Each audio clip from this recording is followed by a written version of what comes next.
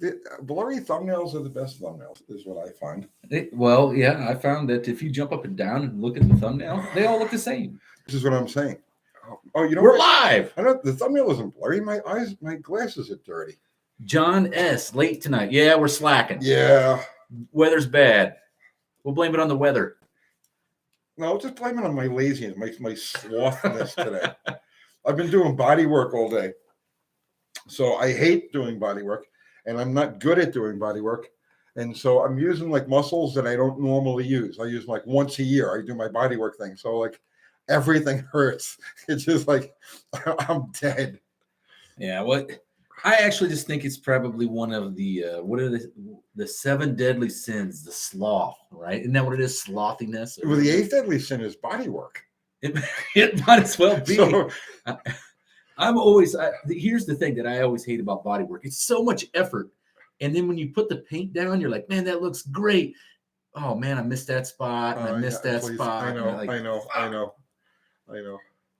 There's Mopar Al. He's on there. He started welding in the roll cage or the roll bar. So say hello to everybody. How is everybody doing tonight? John S. Doug Nod, James Elliott, Bob K, Jerry Franks, George Bonnie, Big Belly Racing, Dean Brown, Doug Narden. I am not afraid. I know the Dougster is here. Matt S. White Trash Motorsports, Serge, Paul Capizzola, Mr. Wilt, the Kickendell, Rapid Transit Garage. What's happening, guys? Okay, big group tonight. Yeah, they're just piling in. Yeah, it must be snowing somewhere. Oh, they want to see the train wreck that is Uncle Tony tonight. I'm serious. Oh man. John Wilburn is saying hello, Tony, hello, Dallas, and hello, Dallas's microphone. Yeah, well, I was telling John, I was thinking about buying like a big toy and cut the balls off and put it here on the microphone. No, do not do that, man. Don't you. I'm homo paranoid. I know. You just gotta have fun with it. That's what I learned. Like in the Navy, there's always gay jokes. I mean, you live freaking 5 feet from each other, right, or less. Yeah, which is like I never understood that because I mean, honestly, I would rather be in solitary confinement in prison than be on a boat. Oh, dude, I tell you what, it's a serious culture shift. I'm telling you. All right. I don't even know. Wait. I tell you what. I am so phobic to it. Let's not talk about it. I don't even want to hear stories about it. I am not. I've had this conversation with other friends of mine who were like in the Navy, and it's like literally, I swear to God, I would rather spend, if you give me a choice between 5 years in the Navy or 5 years in solitary confinement, I'm taking solitary. Solitary, the only thing that bothers you in there is the voices in your head. That's it, exactly. You sit there, read books, just let the time pass. You don't have to smell some other guy's hairy, disgusting. you know what I'm saying? Right. Oh, Kevin Ramsey says, "Hey, from New Zealand. He's all the way down under." All right, so let's see. Serge, hey Tony, are there any common 5-speed swaps to make people make on Mopars? There's a 66 Newport with a 3 on the tree. Oh, that's a cool car. And it'd be nice to have some overdrive. Also, header recommendations to C-bodies. B-body headers work on C-bodies. I don't think there are any C-body specific headers. But you might have to check with your header manufacturer if you swap the tranny on it, right? Like, so if you went to, because in that case, he's like a 5-speed conversion. Yeah, see, your problem with that, like, okay, there's no simple bolt-in things, because like if it was a small block, your Newport's a 383. That's the smallest engine that came in those cars.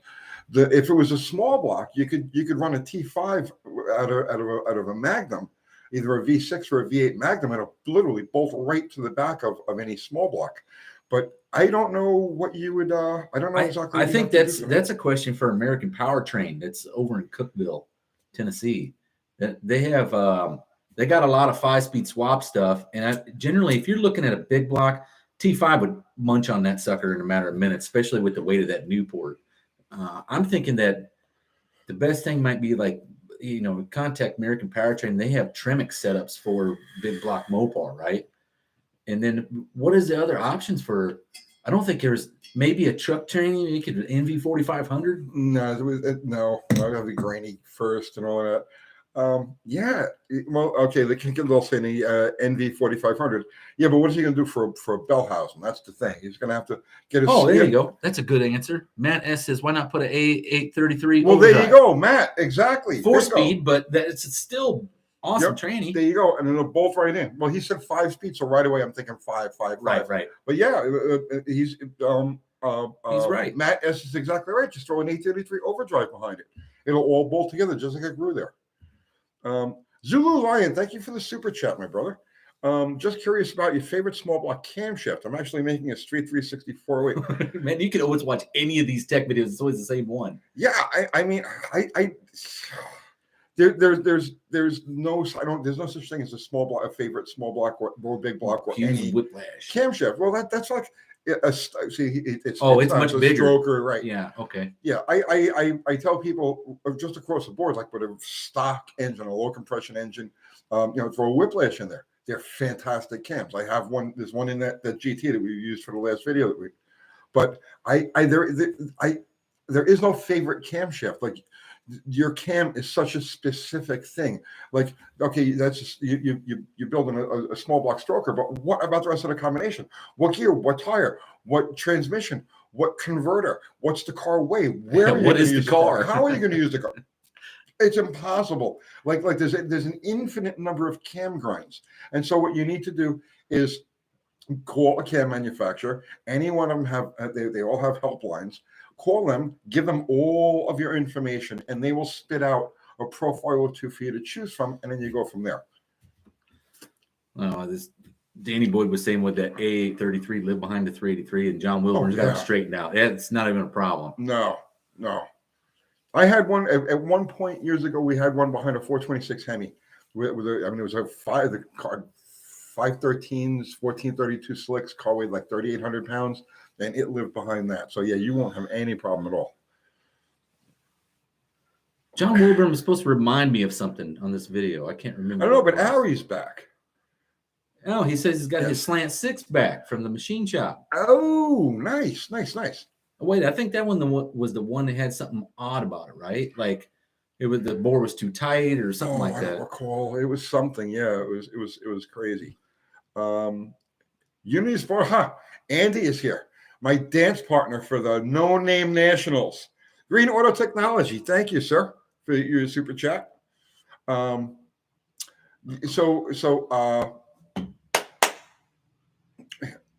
Andy. Oh, yes. So the No Name Nationals. So this is the time. If you guys have any questions about the race, anything that's going on with it, like now is a good time. You got Dallas Live. You got John Wilburn hanging in there. So any questions or statements, or even if you want to do a call out here, it's fine. Bad Tree says they're pumped up for it. Bad Tree. Yes, Bad Tree. Absolutely. The Fubar just put the link to the AHRA online. Go there and get yourself some merchandise, buy a membership. But the only way we can put on events like this is if you support us. White Trash Motorsports, thanks for the support. Thank you for the super chat. Yeah, well, I subscribed to White Trash Motorsports. I didn't subscribe. Well, I saw such a video. Scumbag. Nah, you've been busy, man. It's me and John Wilburn taking care of this thing, and every time I see a hashtag show up on YouTube for No Name Nationals, I usually go check out the video. And if they're one of the few guys that needs like their 500 subscribers, I generally subscribe to them. I mean, what's it going to hurt, right? So I subscribe to them, give them a thumbs up, and I usually put it over on the AHRA Facebook page, and then type up a little thing for it. I can't get I'm just waiting for you to respond to the call. Bennett's Hot Rod Garage nailed you on. Yeah, I literally kick it up. Just watched it. Literally, I mean, just 2 seconds before we hit the go button here, I watched that. That's one of the reasons why we're late is we had to look at this call out because I found it right before Tony came in. Yeah, no, definitely. We'll do the monkey bike challenge with him, sure.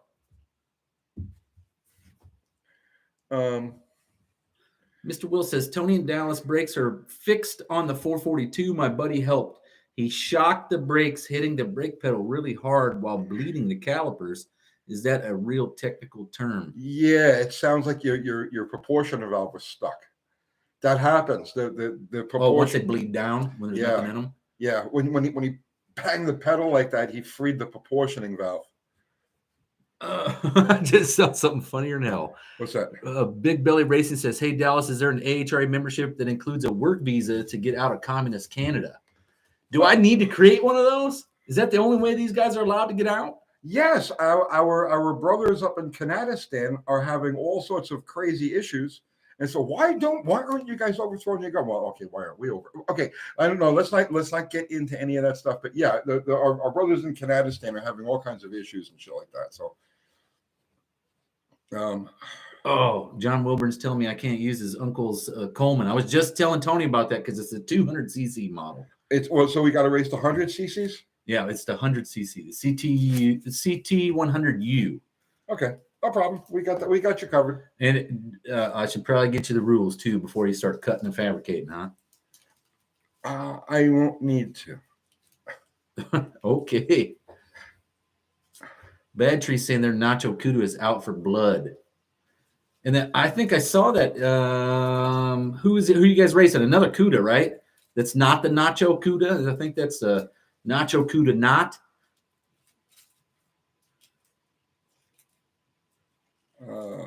Let's see. A Hill painting my iron head cylinders and heads as we speak. I love iron heads.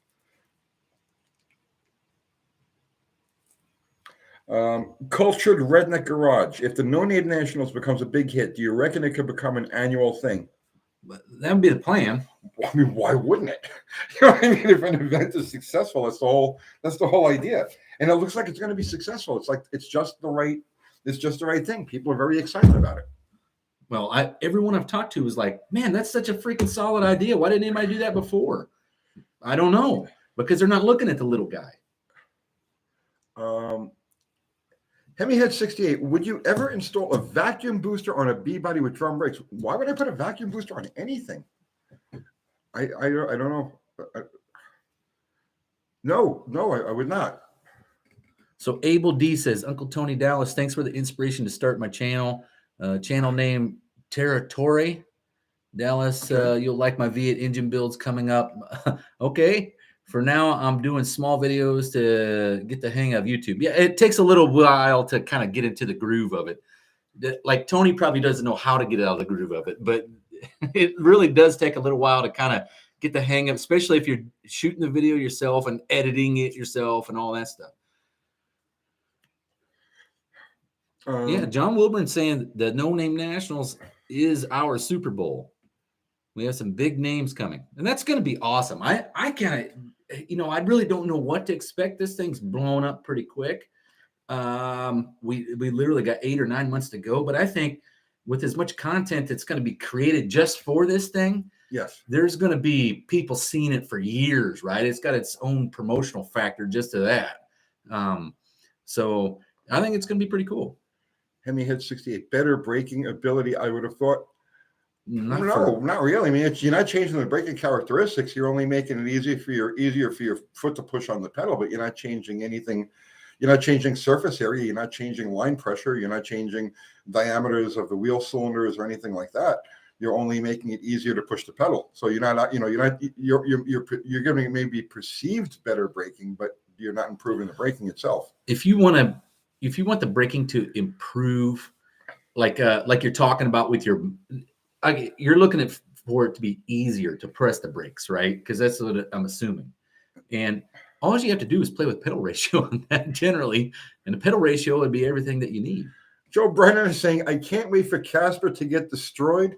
Well, you're going to have to wait a long ass time because there's no way I'm going to destroy Casper. What I'm going to do is cheat every way I possibly can. Look for every psychological advantage I can possibly get. And when I tell you I plan on cheating, I mean any way, anything I can do, because Casper, there's no doubt in my mind, Casper is a faster vehicle.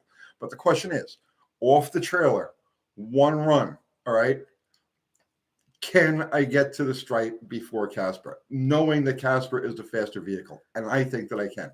Creekside Garage says, will you be spraying the bottle rocket against Casper? That's kind of a given. Yeah, I'll let you in on a little secret. Casper's probably making somewhere north of 750 horse, maybe 800, right? It might be even more than that. The power to weight, I'd say power to weight is probably comparable when you're on the bottle pretty hard.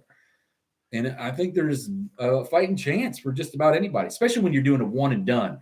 No passes before, you just light it off and go, right? Right. Andy, you could pick the tree, bro, whatever you want.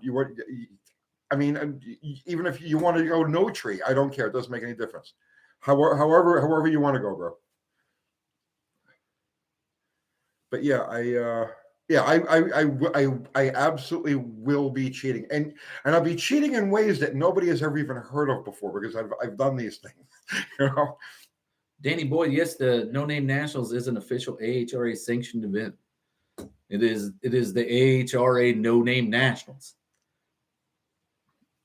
T-Rock 575. Do you know where I can get some 11-inch front brake drums? For what kind of car? White Trash Motorsports wants to know, is there a flashlight starts? In the call-out grudge match race deal, however you want to start. You want to drop a snail on the ground and watch it walk around, knock yourself out. If you want to do a flashlight start, sure, we'll bring flashlights. We had actually John Wilburn and I had already talked about that and kind of are preparing for the worst, hoping that you guys will just use the tree. We will go out and flashlight start. Snake Oil 24 says, guys, what will it take to help tracks stay open and stop all the trucks and closing? This is what we're doing right now. No Name Nationals kind of events. Exactly. The events like that are what keeps trucks from going under. The NHRA is dead. It's over. It's a rotting corpse. Professional drag racing is literally a zombie. There's nothing left of it. This is the new, and you're not going to save the bigger tracks. They're going away no matter what you do. So I mean, the sport is changing. It's going back to its roots. You're going to see small tracks, unofficial tracks. Now, I don't mean street racing, but like, you know, where cities and towns and airports and shit like that set up in temporary drag strips. You're going to see that because they're going to see that more and more and more as time goes on. And you're going to see less and less of these bigger tracks because the sport is changing and it's going back to its roots. It's going back to the the late 50s, the early 60s. That's what's happening is it's regressing. It's a return to purity. Well, and see, John Wilburn says the AHRA is our sanctioning body. It's the one for the regular guy. That's what this whole thing is all about. It's the sanctioning body for the rest of us. Okay, T-Rock, you're looking for a 71 E-body, 11-inch front brake drum. You need one? Oh, God. I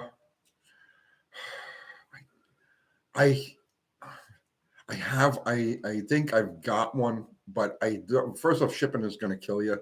And I'm not sure if I want to get rid of it. That's one of those things where you should probably go to Carlisle and pick it up, or a big Mopar swap meet. But just because he's right. I mean, even if he wanted $20 for the drum, the shipping's going to be $45. I'd have to get more than $20 for the drum. And well, I'm just saying that, like, that thing. So it's a cast iron drum, right? And you're going to put in a box.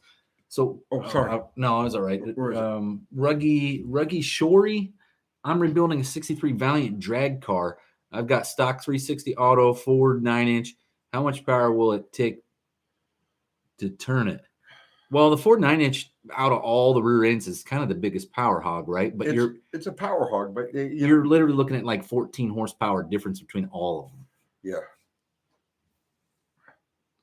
So I guess it'd be like, I don't know, the most nuttiest of the turd, if you.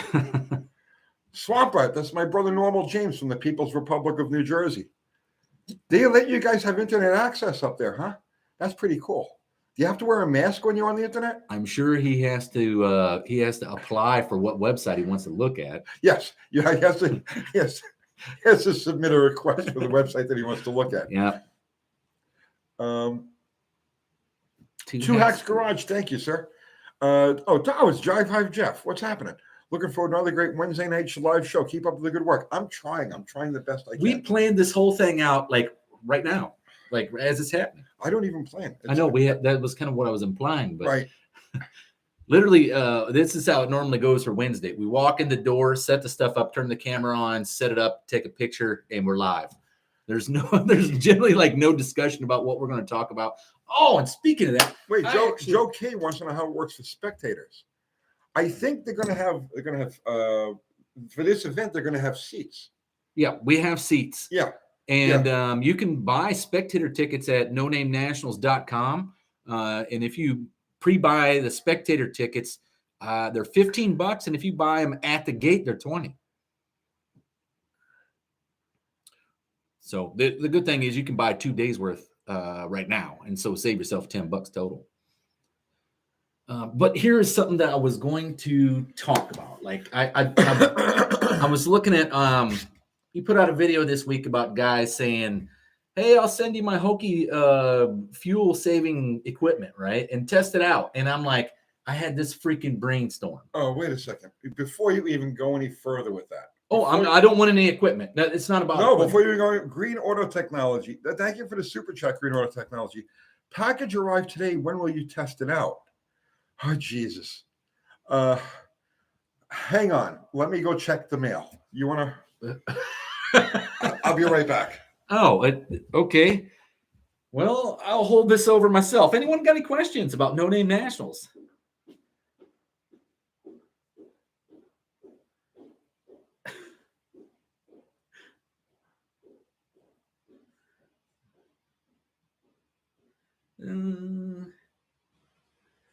A rant coming, huh? No, I didn't know if, are you talking about maybe my rant? I had a good idea.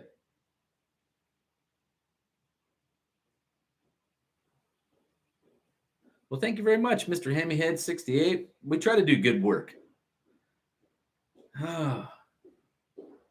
Yes, there will be a pit bike race at the No Name Nationals, but it's actually called the Monkey Bike Challenge, and it's a specific bike that you got to get. It is actually a mini bike. It's gas powered.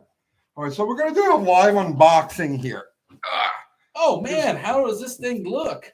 Because Green Auto Technologies has sent us a package of something that he wants me to test. All right. And I'm already very leery of this. I bet you this thing's going to explode. Just You think it's that bad? Oh, man, this sucker is sealed up.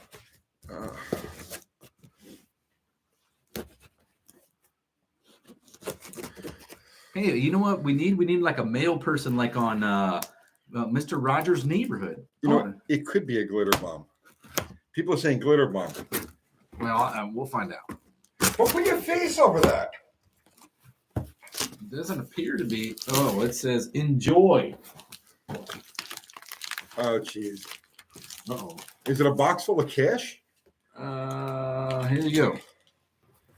Green Auto Technology, 42 East Willow Traceway. Okay. Let's talk soon, Michael. Okay. All right. We do have a lot of stuff in here. There seems to be quite a few instructions that you might want to follow to the T. All right. Well, let's see what the item is. What's it say? I don't. There's literally like 10 instructions in here. Tribo Max, distributorship opportunity. Okay, what do we got? You have a rag, shake bottle and spray, and it comes with a microfiber cloth. So, it's on the other side. Tribo Max. He sent some Tribo Max. Tribo Max, which is what? We'll read about it real quick. Okay. Treatments. When you receive a 100 count package, okay. Okay, it's a shot. It's like a okay, yeah. Like a wax. Yeah. Okay. I'm looking forward to trying that. Definitely. Oh, for aerodynamics. Okay, we got a few other items here. Here's another Tribo Max nano ceramic restorative thing on your paint. You know, that would look pretty good on Bottle Rocket. You should try it on a Bottle Rocket before you go to No Name Nationals. This is how I plan on beating Casper. Yeah, cutting ET with aerodynamics. I'm actually going to cover myself with this. Oh, man, what the hell is this thing? This is heavy. Oh, my God. What do we do with that? I don't know what this is. It says it's a throttle body. Open the plate to wave mod. Yeah, I don't know what it's for, though. What is the wave mod? Wave mod? I got it on the wrong side. I don't understand. Off of 08 Silverado, it's obviously a drive-by-wire. Yeah. I don't know what this wave mod Let me see. They built a groove they cut a groove right before the throttle plate. You see it right there? That real shallow one? Oh, that big one there. Okay, Yeah. gotcha. I mean, I would imagine that's going to cause air to pile right before. But I don't quite understand the value of this. You have more volume of air directly in front of the throttle Open body. plate to C valve.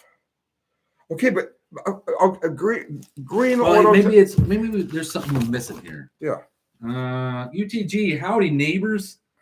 Michael Lee writing here, CEO of Green Auto Technology. Please test and report your findings with these texts in this package. Take a look at our YouTube channel, Green Auto Technology, to see what you can expect. Thank you for all your hard work and knowledge so generously shared. Okay. All right. Well, he sent you. I have no idea. Green Auto.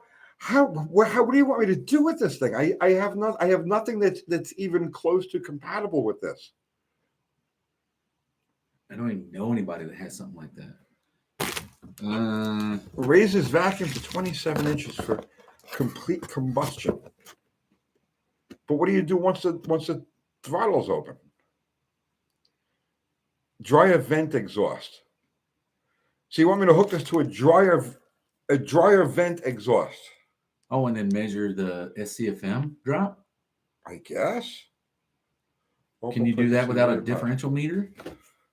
I don't have one. Yeah. All right. I'll give this stuff a look tomorrow. And I'll complete combustion. Man, you're gonna get 90,000 views on this because we unboxed something live. Yeah. Well, he's already made his money back for this exposure right here. Probably.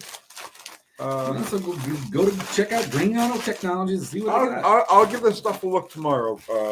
Green Auto Technology. I tell you what. Why don't you? That's something you could test on your channel. How can I test it on my channel? I honestly don't have anything that could do that. Neither do I. We'll have to steal something. An 08 Silverado. Maybe that so. should be easy. Yeah. Yeah. All right. We may steal an 08 Silverado just to try that one out. Or do the dryer vent, like you said.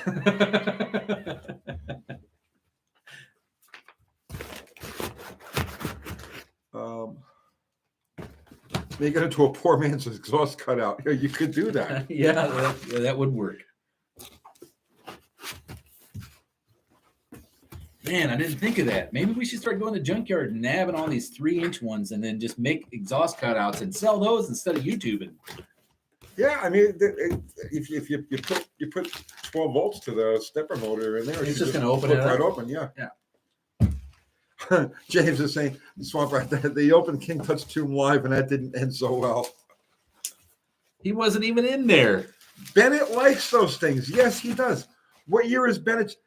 Does anybody have a way of contacting Bennett? Okay. Don't steal. Big Belly Racing. What's the deal with tech at No Name Nationals? Okay, hey, so it's going to have just your basic tech safety rules. If you guys go out and blow something away way faster than what you're actually tech for, make sure you're running in the no time class. That's it. Green Auto Technology. He's saying they do carburetors too. So,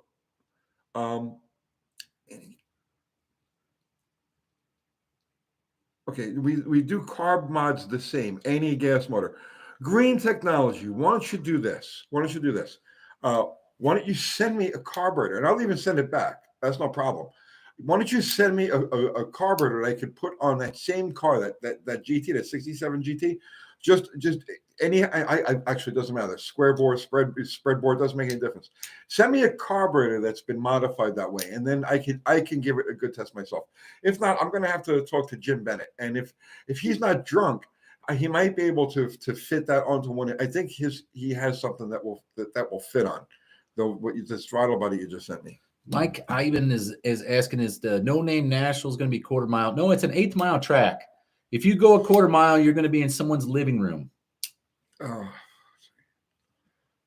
Somebody needs to send me a Turbonique to test. Yes. I mean, yeah, but I need the Thermoline to go with it. You know, Turbonique without Thermoline is like a throttle body without a Silverado, is what I'm saying.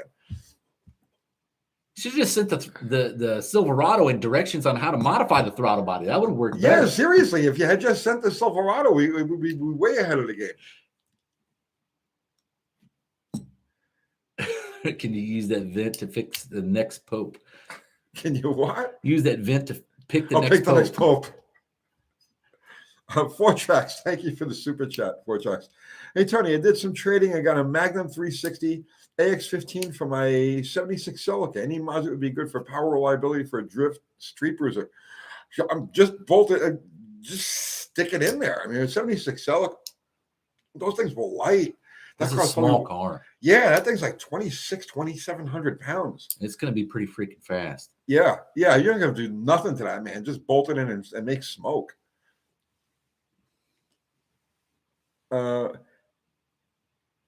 Gabby Pro says, this is just crap. Yes, it is. Oh, no. What's the, see, I got to see what these deleted messages are. I got a kick out of that. This guy is fake. That guy is fake.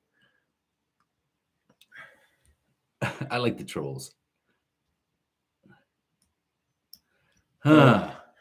Green Auto Technology. I've got a few in stock. Not sure they would fit that vehicle. Send me, but bro, any carburetor you have, we can probably make work.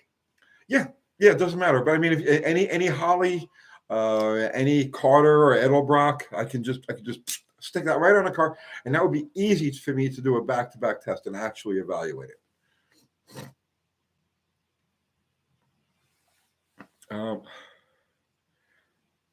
CW, why did Green Auto Technology send me a throttle body mix? He wants to see us steal a Silverado. Big Belly Racing, no grudge with clocks off, run what you brung. I don't know. Hey, Andy, we going clocks on or clocks off? That's another one. I'm gonna let Andy call this one. Well, we're trying to do all of them off in the call-out match race grudge deal. Just leave clocks off. Okay. First one across the stripe wins. Okay. Big Bad John, hey, Tony, do you do anything with Fox Body Mustangs? Yeah, I remember them. I remember them every time somebody brings one up on one of these like lives. So yeah, I guess I do something with them. This is Uncle Tony after he's done body work all day, and not a happy camper. So Fast Sting 85 says I only raced a 60 foot. I'm assuming that's probably where it slides and crashes as a Mustang, right? I mean, listen, that's a race. You know what I mean? That's a race. Yeah, well, if you want to get into some, I don't know, 660 foot racing, you can get yourself a monkey bike over at Tractor Supply or on Amazon and build that sucker for the no-name nationals.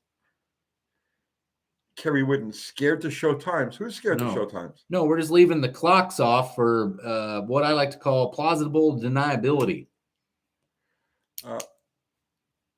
Jokey, yeah, body work on Slag Hammer. Al and I worked on that thing all day today. There's only like 2 or 3 spots on the whole car. It's like the size of a dime with some Bondo. That's it. Except for the quarter panel, which is like virtually what, I don't know, 18 pounds of Bondo. No, you know something? There's not probably as much on there as you would think. I didn't think it was going to be that bad after you guys got a lot of that pulled out. Yeah. Oh, Mr. Will wants to know, are you doing the body work by hand or power or air tools or all? Hand and power. I don't have any air tools here. Fast thing, I haven't raced in 11 years. Like, bro, I haven't raced in over 20. I mean, aside from the occasional, like every once in a while, go to the track and make a time shot. I haven't raced in over 20 years. Big Belly Racing is saying, Dallas and Uncle Tony, I need a sub. I'm in need of subs and find a shortcut across the border. Well, I don't know. I'm assuming that the border is going to open up sooner or later. I mean, how long can you keep it closed? I mean, but as the subs things go, virtually, I mean, you'll get me as a sub if you enter. Okay. You love Bondo.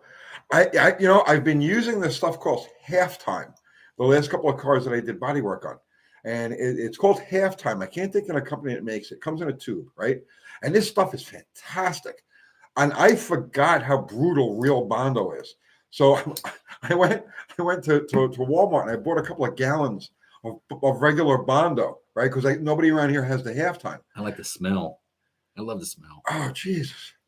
So it's brutal. It's Bondo is brutal. It's like a rock, right? The Halftime stuff just goes on and off like nothing. So I don't know how much more of this I'm going to do with Bondo. I'm going to track down some Halftime and get that done. Let me hit 68. Thank you, sir. Hey guys, any idea why Mopar would insist you never use synthetic gear oil in rear end differentials? They didn't have a lot of pinion bearing failures. On the newer stuff, the newer trucks and stuff had a lot of pinion bearing failures. Because mine, I had a Ram half ton with the Eco Diesel in it, but it ate the pinion bearing within 2,000 miles of me buying it. Yeah, I couldn't see that being a synthetic gear oil problem. What it could be is a friction plate problem in the shore grips. Mine was an open rear end. No. I mean, yeah, for the synthetic. That's the only time, they really have a problem. They need the friction modifier right. and actual dinosaur oil. It's fish oil. Is that what it is? Yeah. The friction modifier is? Yeah. Okay. Yeah, it's actually it's made from the same stuff WD-40 is made from. See, but it smells different. This is the stuff that Jennifer Allen says Rage Gold Bondo is really good stuff. That's the stuff I've used. Yeah, I've used that too. Have you been to the there's a body shop supply store over on Thompson Lane? Yeah. Okay. ABC? I think that's where it is.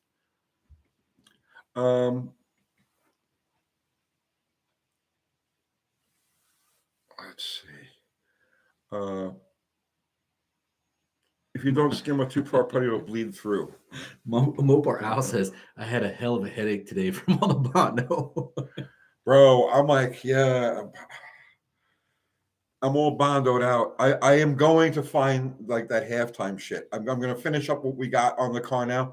Take that second gallon that I bought, stick it someplace like as an emergency Bondo supply, and find something at Halftime because that shit is just wrong what we're doing out there. Sana Dusov. Thank you for the super chat. Your name. I'm thinking of starting a soda blasting company or a similar paint stripping business. Do you think that's a good idea? It could be. If not, what niche is needed in car restoration? Maybe vinyl tops. Yes. Vinyl top guys. Well, you can pretty much name your price. There's not many of them left. Interiors. Do upholstery, man. Nobody wants to do it. That's a very specialized thing, you know. But yeah, vinyl tops, upholstery, exhaust shops. They're all drying up and dying, but there may be nothing left in the industry. That's why. I don't know, but vinyl tops, man, you can almost name your price anymore, especially convertible stuff. Convertible tops, yeah. You can do convertible tops. Trim restoration. That's another thing. Oh, that's a big one. Yeah, that's dang, what is that show with the British guys where they used to flip cars? Wheeler Dealer? They went to a trim shop where this guy did nothing but trim, and all he had was a couple buffing wheels with different pads on them, right? Yep. And it was low overhead, but man, he made some beautiful looking stuff. But he took a lot of time to hammer out the dents and dings and crinks and all that stuff in the trim. I used to sell a lot of trim when I was dealing in Mopar parts. Years ago, I used to sell a lot of trim to trim restorers, trim shops. Emergency Bondo, yes. Prepper Bondo for when like the world comes to a screeching halt and you can't just go to the store and grab Bondo. I'll have a gallon. That'll be my barter Bondo. I'll be able to trade my gallon of Bondo for a nice Jaguar.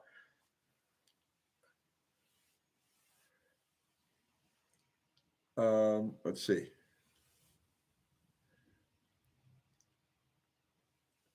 Bobby Z 1964, replacing a rag top will have you cussing with words you never knew existed. It's the truth, yeah. That's why you would pay somebody else to do it. It's like demonic entities will swirl around you when you're doing work like that and actually insert words into your subconscious. It's amazing. The one that I always hate the most, headliners. and it's not even repairing the headliner. Yeah, It's putting them in the car and taking them out. What was it? Whatever your name was. That's here. Wait, what was his name? Sana Dusaf. Yeah, man. Headliners, big business.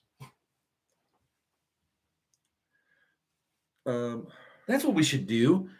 John Wilburn says don't trade Bondo for something that doesn't last as long as Bondo. But what we should do is trade up the Bondo. UTG's trade up program. We got a can of Bondo. We're looking for a fender for a Valiant. We could do that. We could do that. And just see what you can end up trading up to. Oh, yeah, we've traded up from a fender or this can of Bondo up to a, I don't know, E-Piro. 1965 Monaco, build it, fix it, drive it. Everywhere. Hi, what will too many peg leg burnouts do to an 8 3/4? There's a pin that the spider gears, there's a pin, okay? And so you carry and you get your 4 spider gears.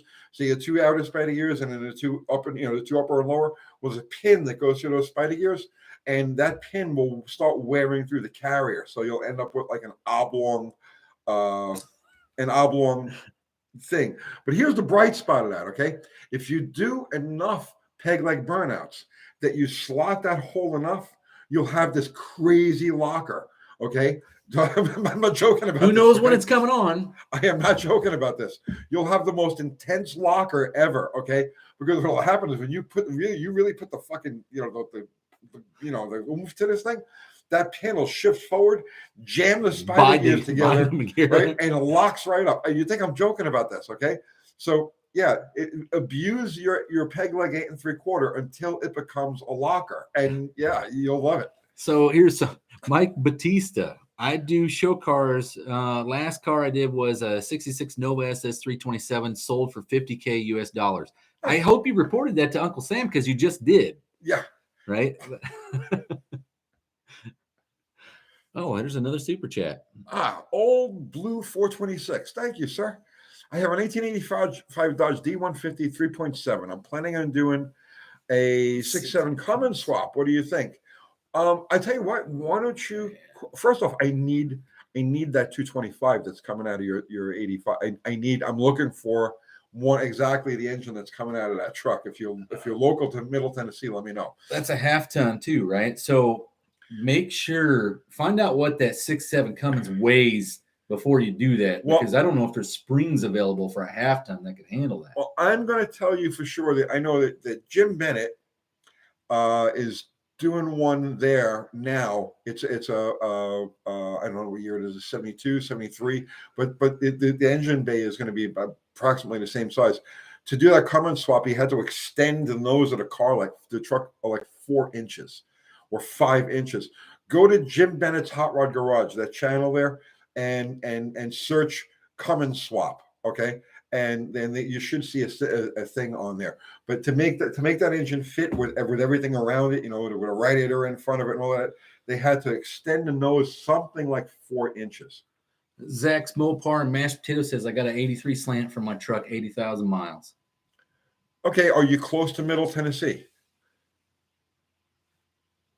And then the 2 Hacks Garage just said they have one right below it. I'm not local to Tennessee. Okay, I'll be yanking my 225 out of my 82. Yeah, I need an 80. I need an 81 through 87 225. Ari, I am the shroud. I am always the shroud. I'm within the shroud, without the shroud. The shroud. Okay, so Matt S is saying that 6.7 is going to kill the front end of that truck. I don't know what they weigh. I think somebody said 1,000 pounds. That's a heavy motor. But it just spin the pin. Yeah. It's gonna spin the pin, but that pin is gonna wear into the carrier, and when it wears enough, right? Like when you give it gas, you're gonna hear this thing go clunk, and it's gonna lock both wheels, right? So I mean, trust me on this. I when I was a kid, who the hell could afford who could afford sure grips or anything like that? And if I didn't get around to welding the spider gears, that's exactly what you get. One of these things, it was all worn out. You do 1,000 burnouts with it, and then all of a sudden, you whack it, and it'll just lock both wheels, and you go. Yeah. 2X Garage. They're saying me, but it's Tony. How soon do you need the 225? Oh, I'm in no rush.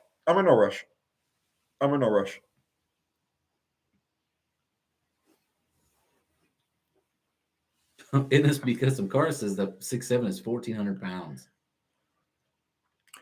Jeffrey Hollenbach says he has a 66 Dart GT that is rust-free. Only will give it to the right person. I got it for $50 and sold the new tires and wheels for $600, so it needs wheels and tires. All right, so if anybody's looking for a 66 Dart GT, a rust-free 66 Dart GT, Jeffrey Hollenbach.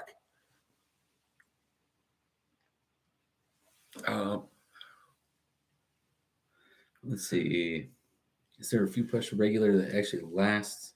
Don't TBI? whisper. I'm sorry. Yeah. Is there a few? Jordan Tomlin asks, is there a fuel pressure regulator that actually lasts for a TBI to carb swap? Oh, Mine geez. died after just a couple hours of driving. Here's what I know. That TBI pump actually works off of like 6 pounds or something.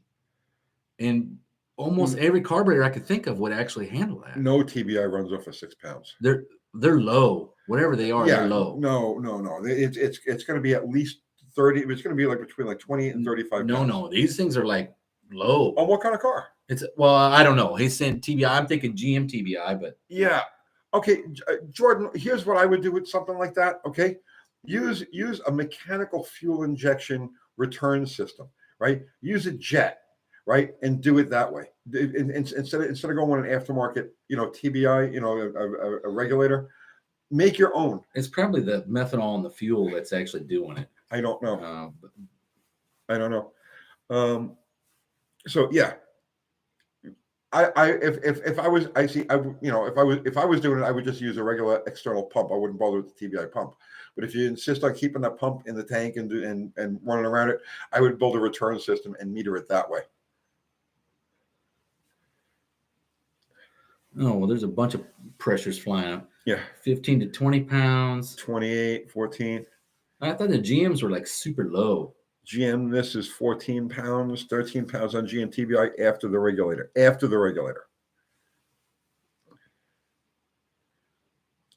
James Howard, I'd make a pop it with a jet and a return system. Yeah, that's exactly how I would do it. Hello, Leonardo Miguel.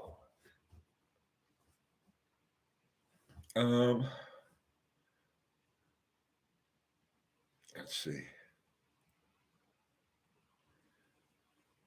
Your old K cars are 14 PSI, 25,500 PSI, all the PSI. No, GM around 9 pounds. No, what systems are these that have such low?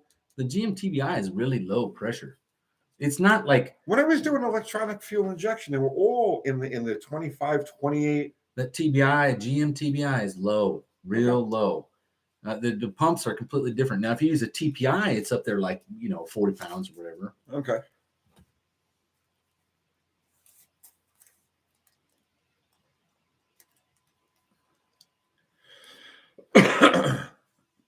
GM TBI runs at 12 PSI at the fuel pressure regulator.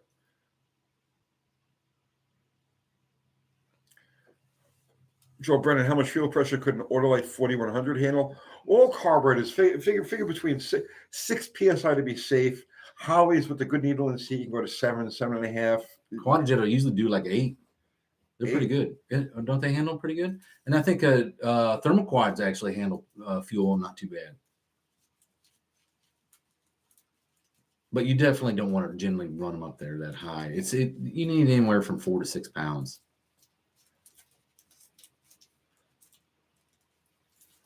Oh, damn. I'm going to Google it now because I'm freaking tired of 200 different answers. It's bothering me. Well, they're all dealing with different cars.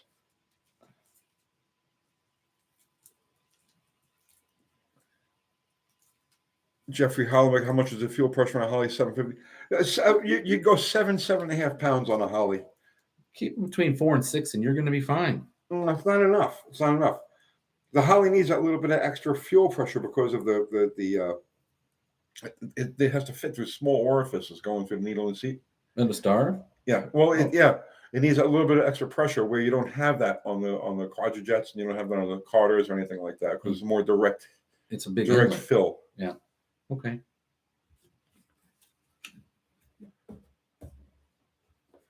$12 PSI.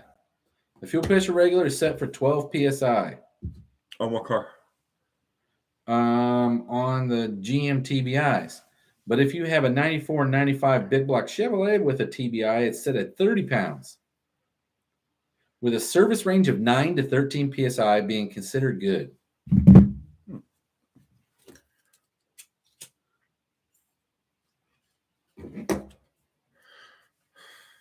Well, when I set from setting a Carter style carburetor, I'll always set the fuel pressure regulator at 6. And when I do a Holly, I'll set them at 7. And I've never had any problems. I mean, I guess you could push past it if you really want to like play around with it, but 6 and 7 is about right.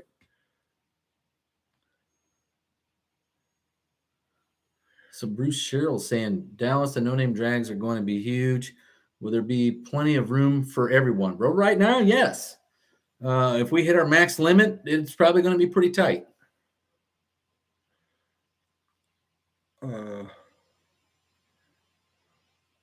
Let's see. TBI 350 made 350 horse. That's pretty good running TBI. Those things were small. I don't think everybody realizes how small they were. The big block Chevrolet ones came with like a 600 CFM TBI. And if you got the small block ones, they were like 450 or 500. Mr. Will saying my Holly 850 double pumper is at 6.5 by 454 GMC CR. Yeah, that's fine. That's fine.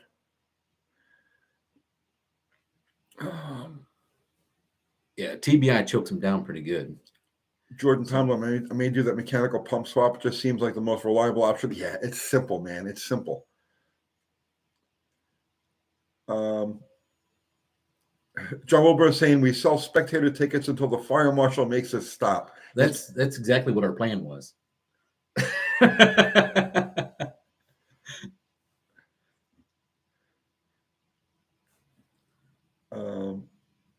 If we hit our limit, will we? Okay, so Andy's asking, Uni Motorsports Garage, Dallas, if we hit the limit, will we have assigned pit spots for first come, first serve? I doubt it. More or less. I mean, if we hit the limit with plenty of time to kind of sit down and figure all that out, yeah, sure. But I doubt that's going to be the case. I mean, there's really like 275 race cars and 275 show cars is kind of what we were figuring. Glenn Frickschum, are you guys out of focus? Do we need stronger cheaters? I think we're out of focus. I'm pretty sure we're out of focus. Isn't that an autofocus camera? I bet you the lens is dirty. Oh, it could be. I'm a pig. I swear to God, I'm a pig. I don't know. Did you drag it through your bodywork today? No, I just like to rub my fingerprints all over everything. I'm disgusting. Here, let me get that microfiber cloth. Oh yeah, here. Oh hey man, we're gonna try out some of your Tribomax. Do you want to put it on the lens? Oh no, don't put it on the lens.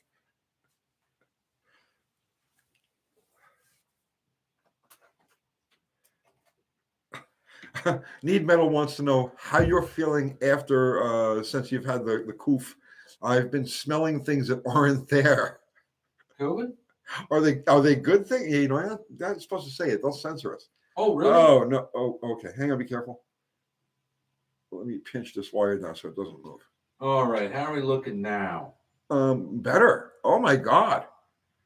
Did your dog lick this thing? No, I did. I did. I'm funny like that, man. I like to lick things. I didn't know that they would censor us for saying that you had it. I had some kind of disease. The censors. I haven't had any weird problem. The thing that I have is like I'm winded so easily. The big one was when I was really sick. I couldn't walk to the other room. I literally had to sit down and take a rest just to go one room to the next. Zero says, okay, now it's too good of a focus. It is better though. I guess so. The Kickendell. You and the missus both got it right now. You've been sick as a dog the last 2 days. Yeah, it's a bitch. It's a bitch. But listen, everybody is going to get it. Everybody's going to get it. So, don't. Well, my buddy in Australia calls it the Chinese bat flu. Chinese bat flu. Yeah. Kung flu fighting. You can It's see all the focused on the imperfections blue on mic, my huh? face, right? I don't put that so close to me. Well, he said it's focused on the mic. Oh, okay. And so maybe now moving it closer is allowing it to focus on us.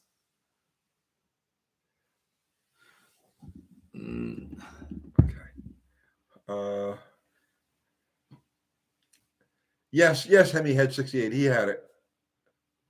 I had it when it first came out. I had like the triple whammy, pure right off the boat. You know, I'm on sailor on shore leave kind of deal, right? The total fist fight. That's what you had. The not messing around COVID. Oh, dang it! I can't say it. Mopar Maniac Garage. YouTube won't let you send a super chat. Wow. Well, I appreciate the thought. Thank you. It's yeah. Mopar Owl. Yeah, you can camp there. Yeah, Matt Williams, Me Too had it right before it really became a thing. Yeah, there was we had it in the middle Tennessee area here. We had it in December and January, and it was just brutal. It was brutal. It was 6 weeks. And so Kathy had it a week before I did, then I got it, and it was 6 weeks of just like nonstop, one thing after another, after another, after another. It was crazy. I remember when that happened because we had just started doing these videos, and you messaged me and said, "Hey man, I'm out for Wednesday night. I got the vid right, and you guys might want to go get tested because we were over at your house shooting videos. We were shooting videos at that time about that Buick, right? That 63."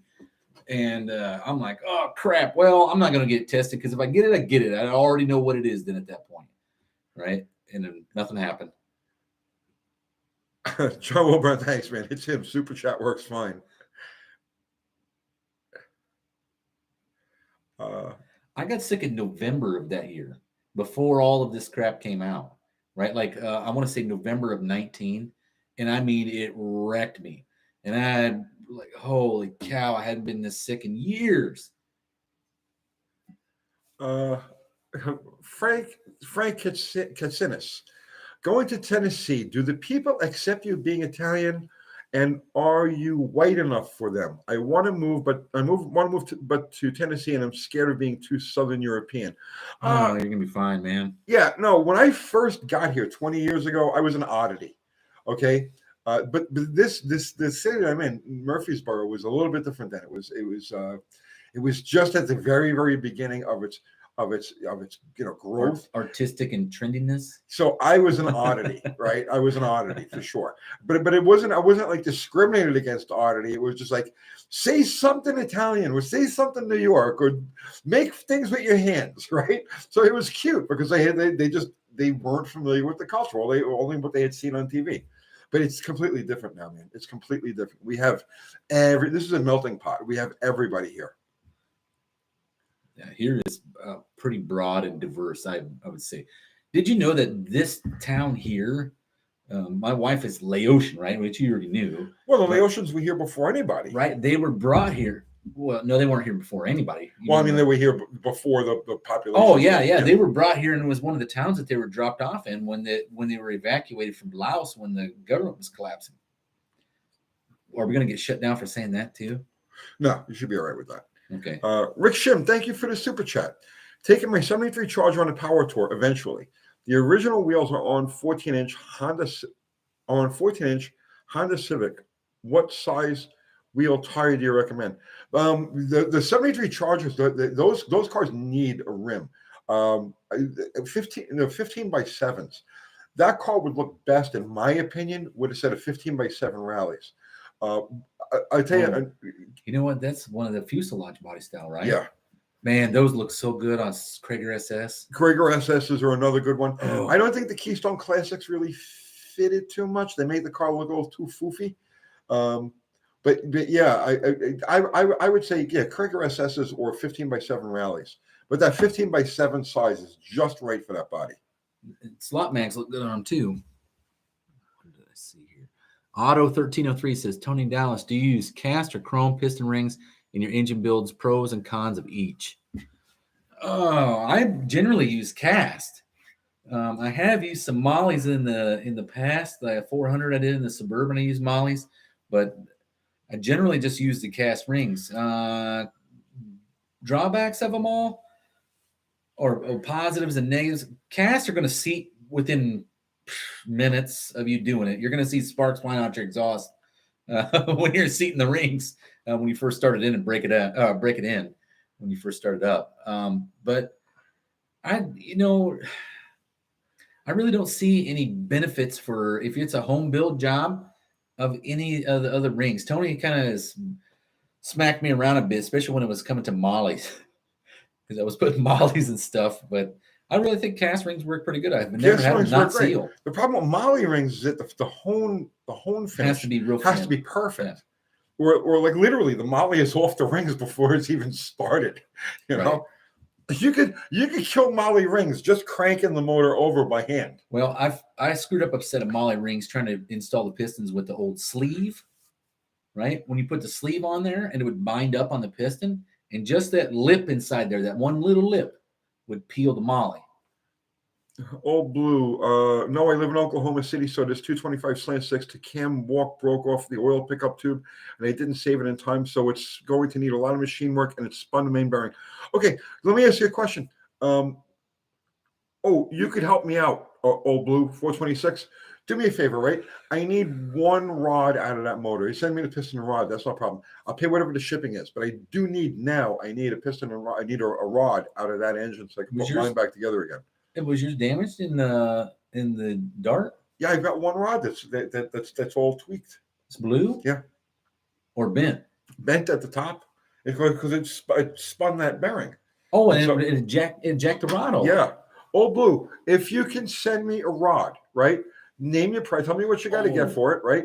And you could drop it in. You could put it in one of them flat rate envelopes, one of those padded flat rate. You stick it in one of these things, right? The USPS flat rate envelopes. If you could send me one, please send Uncle Kathy a message at uncletony'sgarage@gmail.com.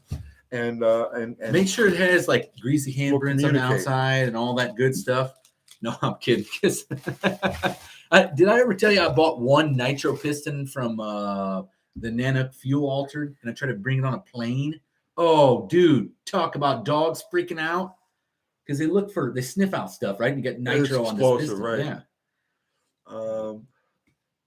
Let's see. Greetings from Siberia. That's cool. You can't even say how that. The hell do you say that? But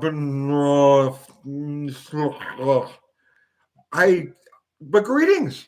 Man, that's awesome. You got Siberian reach. Yes. How are you doing? How do you say that name? Can you Jesus, my Siberian brother. How do you say that name? Is there a way to say that name in English?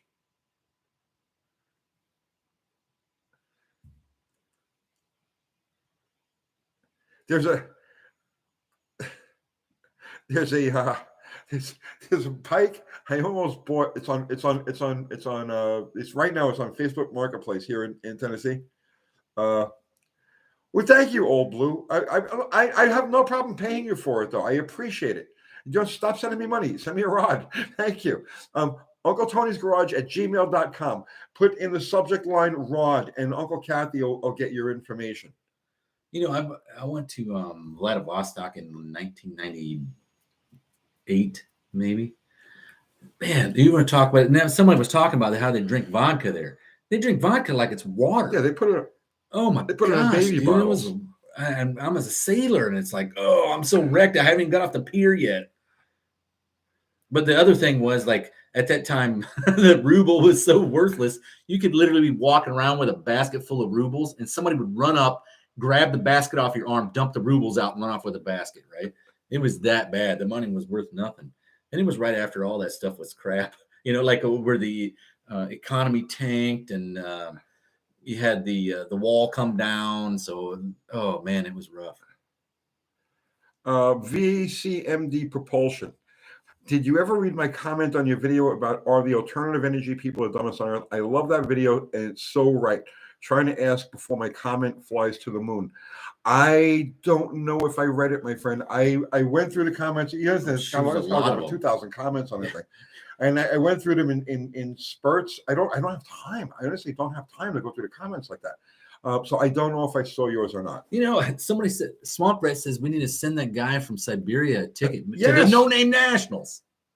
We should send that dude a ticket to the No Name Nationals. Is DD Speed Shop in the house? Is that? In English, his name is Joe. Dust Devil Garage is saying that. Okay. All right, where were we now? Lotta Lane. Yeah, if you're gonna come over here to the No Name Nationals, bring a Lotta. I do want to see one like up close and personal.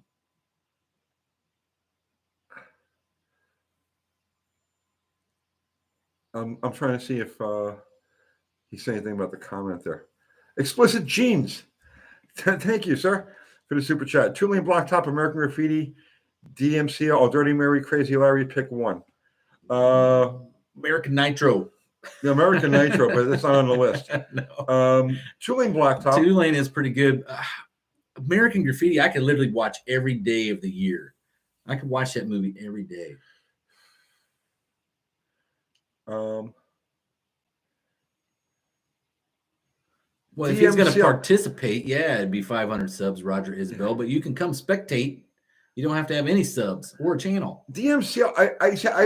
I watched that movie once, and I could never watch it again because they snuffed the cute blonde at the end, and I'm just like, why would you do that? Then you just ruin the movie for everybody that hasn't seen it. I don't care.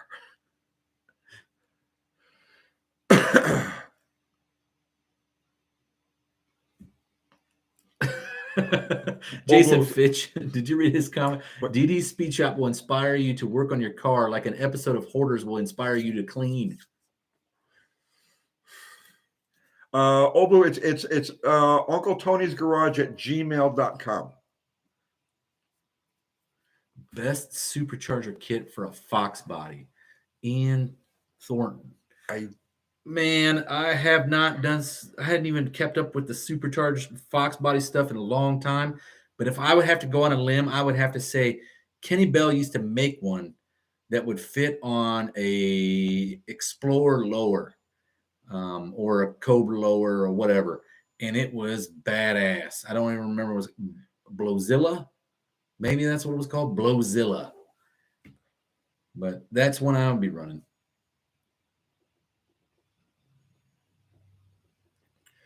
Kicker wants to know if he'll get a notice to renew your AHRA membership. I can't remember when mine expires.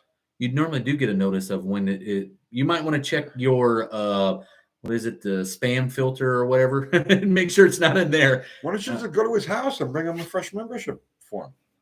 I don't even know where this dude lives. He'll shoot you his address. Just go to his house. Yeah, I'll be there in 20 minutes. No, you normally get a notification a month out before it expires.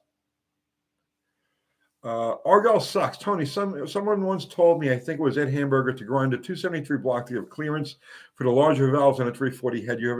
It's pointless for people used to do all kinds of stuff like that back when, like they would run like Comp Eliminator and Modified, where it was a cubic, a cubic inch to weight class, and people were doing all kinds of crazy things to build like 8, 9, 10,000 RPM small blocks. So yeah, I'm sure you can clearance a 273 block. It would be a very big clearance at the top, but for what reason? I mean, it's pointless. You won't see the benefit of the larger valve until you spin that thing way beyond where you're going to go with a typical street strip car. Well, then the valve is so shrouded on it, right? Yeah. After you put it on that 273 motor, the bore. Is the bore smaller than a 318? Oh yeah. I forget what the bore is exactly, but it's 3.6 something.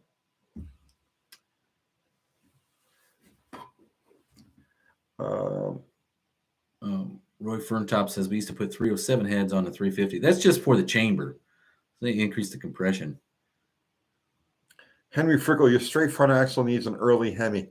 Yeah, I would kind of agree with that, except that I've got big blocks up the wazoo, and I want to start getting rid of them before I die. Explicit Jeans, another $2. Thank you, sir. For both. Fastest quarter mile and what car? I don't know what that means. I don't know. What's my fastest quarter mile? Oh. Probably, I think I've run like a 972 at 136. Yeah, I've tuned 520, at I don't even remember the mile an hour on that run. It was 280 something, 290 something. That was back in like 1980. I'm sorry, 1992 or 1993. Tony in Dallas, Mopar Maniac Garage sent the super chat. It Thank says, you, sir. Tony in Dallas, ever messed with an Excel BEI ignition? Picked up an NOS one and filmed a video of it today. Excited for Sykeston. I don't even know what a BEI is. Me neither. I've never even heard of that. I'm assuming that's an electronic ignition, but it must be like a copy of, it must be somebody's name, like Barry's electronic ignition. Hello, Wendy. Professor Gins is saying, my nitro cousin there. I've noticed centrifugal superchargers have become available for the $600-700. No kit, just a blower. Anybody tried one of these yet? Looks like cheap, easy horsepower. I haven't, I should get, I like centrifugal superchargers. I should pick one up. They put the mid-range on. I know. They really do. You know what would be really cool is to get one of those things and put it on your 4-liter Jeep. Mike Batista, the Torque Storm is the best for the dollars. We talked about this before. I had the very first Torque Storm Slant 6 kit. It was before they marketed it. We put it on an 1864 Valiant, and it was actually a really good kit. The quality of everything. Well, it wasn't a good kit. Oh, it wasn't HI. really a kit at that point. Excel, HI. Yeah, an Excel. He says that B and H is next to each other on the keyboard. Oh, and it's a typo. I gotcha. So on that Slant 6 Torque Storm, it wasn't a kit yet. What they did was they gave us a deal on it, and we installed it, and then gave them feedback. Okay, change this, move that, and so on and so forth. But the quality of the components was really nice. I was impressed by all of it. All right, so he's saying an Excel HEI. He got an OEM or a new one, a new Excel HEI. I'm assuming that an Excel HEI would have their long dwell module and all that stuff in there. That's what they, were kind of famous for originally. Mikey K133, Tony, how is Slag hammer mounted to the truck chassis? It's actually channeled over the truck chassis, and it's incorporated into the truck chassis. It's I made a unibody. Originally it was supposed to be an off-road car, so I built this thing extra super crazy tough. And you can go back. You can go if you want to see how like the origins of this whole thing. Just what the hell would be we weren't calling it Slag hammer at first. Actually, it was a Gambler 500. Yeah. Go back and look at Gambler 500. Search Gambler 500 on our channel, and you'll see the whole progression of that car. Go Garage, $5. Thank you for the super chat. Hello all. Would a 500 horsepower 383 be a good motor to run around with as opposed to an LS3? Would the 383 be as efficient as the LS3? Not really. Yes, it's a great motor to run around with. It's a good street motor. It's a good street motor. Yeah, right. Is it as good as an LS? No, the LS is going to be like 175, 200 pounds lighter than it. And I don't know about that. They're heavy. They're heavy. An LS3? Yeah, heavy. What do they weigh? They're about as much as a small block Chevrolet. Okay, well, it's still 150 pounds or so lighter than a 383 Chrysler. Really? Sure. Holy cow. Yeah. No, the 383 is a great motor, but it's hard to compete with an LS. If you've got a choice in today's world, I would just go with the LS out of simplicity. Yeah, Joe K, LS3 aluminum block and heads. Oh, is it LS3 aluminum block? I did not know that. Yeah, it's I don't know crap about an LS. I'll tell you that right now. I don't even own one. I've had one. I had an LS2 and I bought an 06 GTO new for my wife when we got married, and drove it like 5 years, and she was like, "I can't get the kids in the back seat," and I'm like, after hearing it enough times, I just took it down to the dealer and traded it in. Wheelie King Tony, if you guys want to keep the rowdy image of the milder motor for Slag hammer, I have a single carb low deck tunnel ram I would offer on the cheap. Well, actually, I have what is it now? I don't even remember what make it is. You have like an Edelbrock barrel, right? Yeah, I have a dual quad setup that I'm going to put on it. It's not a tunnel ram, but I have it's going to get 2 4 barrels no matter what. I saw you had Well, you let me borrow a Edelbrock 4-barrel one day. Yeah, I got one sitting over here, but Yeah. I have a dual quad setup over at the house. On a, Speaking of that, some of them spacers just came up for sale the other day. Old Kenny Bell spacers to put that 383 intake on a 455 Buick. There you go. Well, we got the man. I just thought it was neat. Like, man, I should buy those and then just copy them and sell them.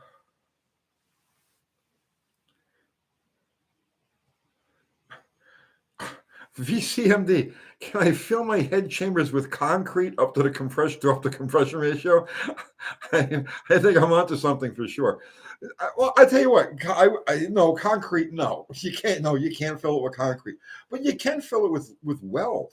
There's nothing to stop you from taking your welder, clean the metal really, really good. You know what I'm saying? You're not trying to fix a crack or anything. Right. There's nothing to stop you from taking your welder and filling in the quench area and then send it off to a machine shop and have them level it. And don't worry if it's not the prettiest weld that ever existed. You can have a couple of little, ding dongs in there. It's not a big deal. Just get in there with your porting and polishing kit and clean the whole thing up after you're done. I have a set of 360 heads. Literally, I'm not joking with you. It's funny you bring this up. I have a set of 360 heads that are going to be welded closed the quench pads on. Welding close the combustion chamber to make a quench motor. I haven't gotten around to it yet because I've got so many other things I have to do. I'm going to have to buy an LS because I'm tired of this kind of stuff. Like LSs are very light, and I think guys are under the impression that 500 horsepower or 500-pound motor is light, right? And in my opinion, the LS was a copy of a V6 Buick, which originally came from the 300, right?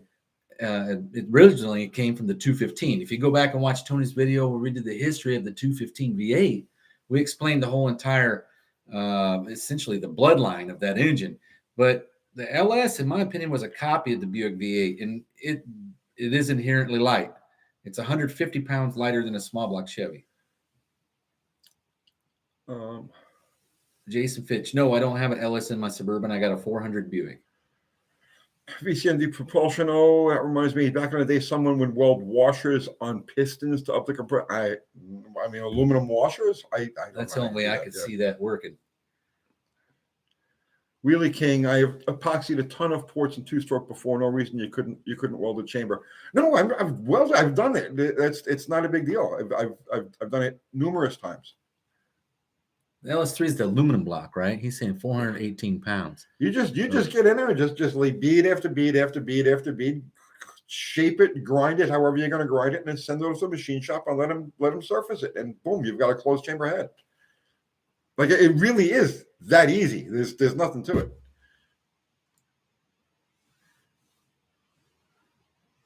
Oh, you want me to swap the Suburban just to compare it? Well, it'd be virtually swapping the same thing for the same thing. What I'd like to do is get them on a stand side by side, and I could show you the head, the profiles of the cylinder head are almost very similar. Here's something I did notice.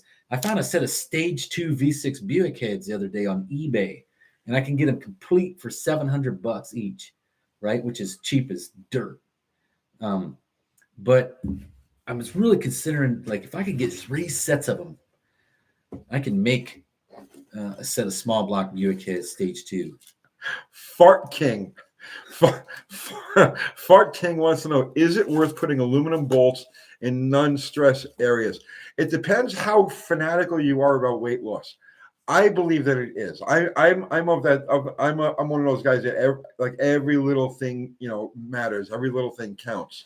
So yeah, if you've already gone through all of the lengths that you're going to go through, to reduce weight, and you can get a deal on aluminum bolts because they don't just grow on trees. But if you could, use them. So this is like probably the third time I've seen that question in my life. What's that? That aluminum bolts thing. And so, the first time I ever heard about aluminum bolts was a story that Don Garlitz was telling about. Connie Coletta was putting aluminum bolts in non-stress areas on his dragster. Okay. And they were gun drilling the aluminum bolt, right? Yeah. And Don Garlitz looked right at Connie Coletta and said, why don't you just go on a diet, lose 40 pounds, and then problem solve? right? Well, that's part of it. I mean, but I just thought that was that's what I always think of. There's a million other ways to lose that kind of weight. Mike Batista, I don't want to die because I used aluminum bolts. Well, Mike, you don't put them on your freaking steering box. Tie rod ends. Yeah, you're using them on your tie rod ends. You've used aluminum bolts like on body fasteners and like, the door hinges and shit like Intake that. manifold bolts. Right. Well, I wouldn't use my intake manifold bolt, as you'd be breaking them all the time. No, non-stress areas, trunk hinges, hood hinges, door hinges, fenders, and stuff like that. Yeah, you use aluminum bolts there. Some of these guys are upset, like what I was saying about. I don't deny that an LS is a good engine. It's 50 years of engineering and development beyond the junk that I'm messing with, right? I don't deny that there's some serious advancements there. I'm just not a fan. I'm not a big fan of the LS engine, the way that it was utilized. I really think that, like I said, this is it's a copy of the Buick V8. Slap a Chevrolet badge on it.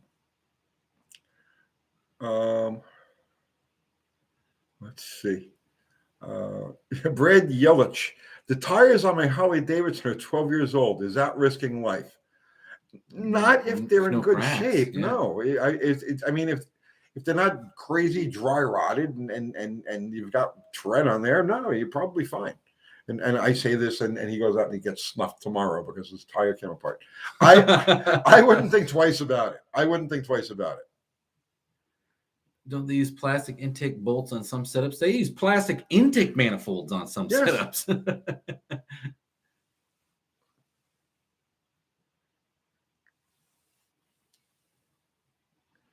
Yes, it is a Buick V6 Stage 2 with 2 extra cylinders. That's why if you look at the 5.3 and the 4.8, they got the same dang bore as the V6 Buick, 3.8, right? Matter of fact, the stroke is, let me guess, 3.64, which is the same as a Stage 2 V6 Buick.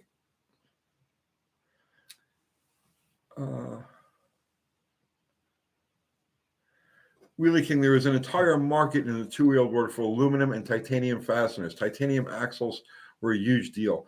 I remember I was working for Jerry Caminito with the funny car, and he bought the bolt for the blower snout. Okay, it's a long oh god, I don't even remember the size now, but it was like a $75 bolt. One bolt. It was titanium. Matt Williams, there's not a lot of truth to that. I mean, technically it's the same company, but originally those engines that you're talking about were, at the time, they were all corporatized amongst each other. They were all their own entities. They're completely different engines. And that's what sucks about it. I mean, they should have just left a Buick badge on the dang thing. Yes, the Rover V8, who is that saying? Benkushi? The Rover V8 also began life as a Buick. The Buick 215, which is very similar to your LS motor, is 320 pounds. Juice Loan Jimmy, Uncle T, should we raise interest rates? Oh man, it doesn't matter at this point. They're damned if they do, and they're damned if they don't.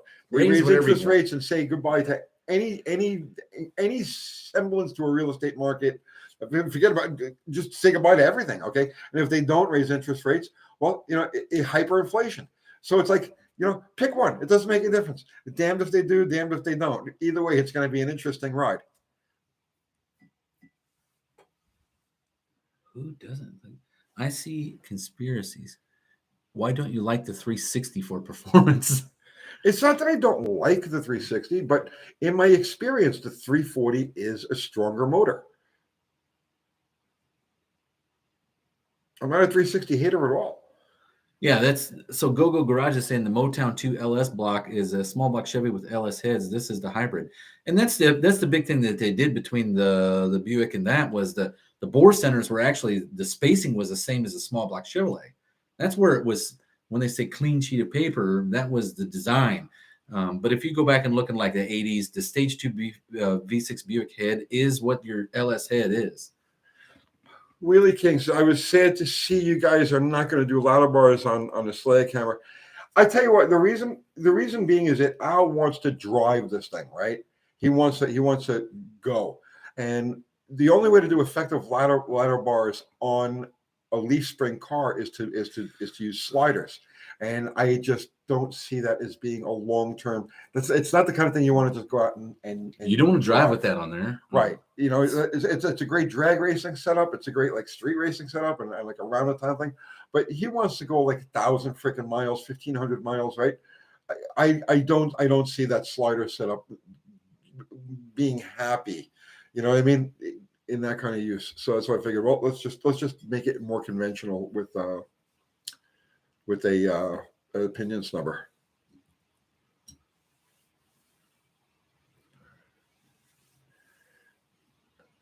Really, I get it. They just scream Street Freak. I know. I agree with you. I know.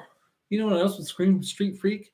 What's you that? don't have to use the ladder bars. You could put freaking just them big gaudy liquid yellow slappers on it. You know, that's really not what's here's the problem with doing a liquid slapper is that it's axle underspring, not axle overspring. Oh, because you got a truck chassis? Right. Oh, yeah.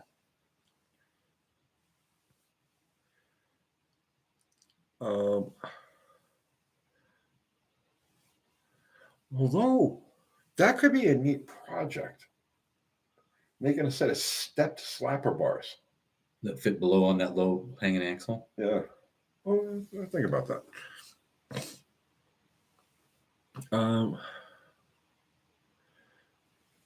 At Two Hacks Garage, you have no idea how much I want to do that. I just don't have the money for it. Randall Hall, best overheating, Buick or Mopar? Oh, Buick's overheat, really good. Go watch what is that? The Grand Tour, where they buy the American Luxo barges and they drive them over across Europe, right? And Hammond gets a 71 boat tail Riv, right? And like every stop that they're coming to, it's overheating. It's like literally like you hear it like I've seen that one. and it's still running. Clayton, thank you for the super chat. I need new pistons. If I just hone the cylinders as opposed to having it bored out, would I lose much horsepower? The original bore is good. No, you're not going to lose any horsepower at all. If the bores are looking good, check them. The easiest way, you don't need special tools. Just take a ring, okay? Take one of the rings off, and just run it down. Check it in 3 or 4 spots in the bore. Put the ring in there. Shine light from behind. If you don't see any light from behind, it means that it's round, and you won't have any problem at all. If you see light from behind, then you're going to want to have it bored.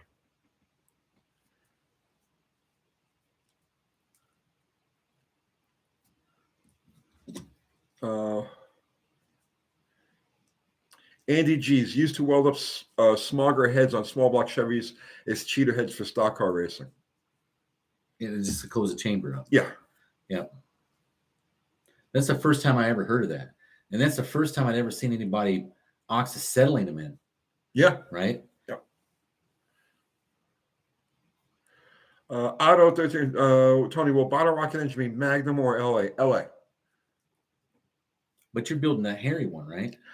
Oh, I don't know how hairy it's going to be, but it'll be pretty trick. Well, I was going to say it's like balls out compared to the ones in there. Yeah. Is this one like you're going to be looking at notching pistons and stuff like that? I have a lot of things that I want to throw at it. Well, I have piston notching tool. It's well, I don't want to go too crazy because it's going to be a grenade. I'm sending it. You know what I'm saying? Well, don't come there with the intention of blowing it up. I have the intention of sending it. Mike Batista says 100 shot of nitrous will seal the rings. Yeah, that they will. 340 is mathematically square. Isn't that a 4040 bore and then like a 340 stroke or 325 stroke? 340. What's the stroke on a 340? 325? No, 3.31. 3.31? Yeah. It's not mathematically square then. Old Blue 426. Thank you, man. for the super chat. Uncle Tony, you build the 360 out of the Ram Charger with the 318 heads, right? Yeah, I that's what's in Kathy's Slinger.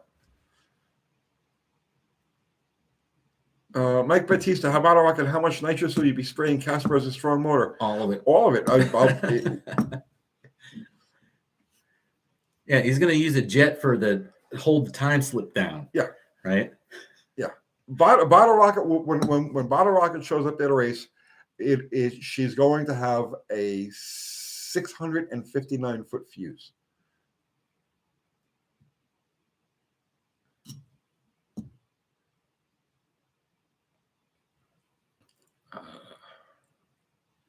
Randall Hub, weld up the exhaust crossover on the 360. How much heat reduction heads? It makes a difference. It makes more of a difference on the big block than it does on the small block. You feel it though. On a big block, I'm telling you, on a big block manifold, boiled and closed, that heat crossover is like 25 freaking horsepower, and that's like no lie. But cold starts, yeah, she ain't happy. Now, on a small block, the manifold gets more radiant heat because all of the hot oil is always hitting the bottom of the manifold. And you know, the big block manifold is like an air gap manifold. The small block is attached to it. So the small block, you don't see that much of a difference, but it's probably worth 8 or 10 horsepower. I mean, if I had to pull a number out of my ass and say, well, what's this worth? It's worth about 25 on a big block. It's worth about 10 on a small block. So VCMD is making sure that you see his question. What do you think about Dexikill, which I'm sure is Dexacool? I've never had anything that new that required that. All my shit ran on the yellow stuff.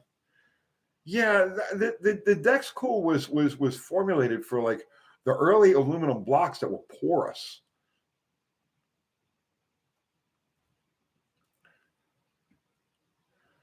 Kickendall, Tony Cousin, hit me up if you know where he can get some floor pans or a trunk pan for a 70 Charger. I don't know, man. I don't know who's got metal these days. Auto Metal Direct?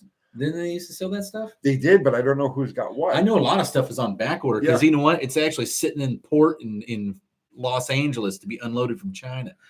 A lot of that reproduction metal pieces were all coming from that area, right? So a lot of them are hung up in that supply chain issue. Striker 1553. Thank you for the super chat, Striker. Hey, Tony, 2-stroke bike guy here. Ring, ding, ding, ding, ding. I'm working on my 75 Yamaha RD350. Yes. And I'm really considering a triple 1970 Suzuki GT750, but I am broke. Am I crazy? I am going to save you a lot of money, my brother. The Water Buffalo is a turd. It's literally one of the biggest disappointments in my life was when I finally got a Water Buffalo. This is about 20 years ago. Because I was used to Kawasaki triples, you know, H1s and H2s, and even the KH400 was a great bike. But so I says, oh, you know, I got to get a Water Buffalo. The biggest disappointment I think I've had in my life was that freaking Water Buffalo. It's nothing like a Kawasaki triple. It's nothing like that Yamaha that you have there. They're long, they're cruiser motorcycles. They're ported. They're the whole thing for them is like it's a highway bike. If you want to get on a highway and cruise at 75, 80 miles an hour and have absolutely zero vibration, it's weird. Okay, it's like riding an electric motorcycle. There's no sound. There's no vibration.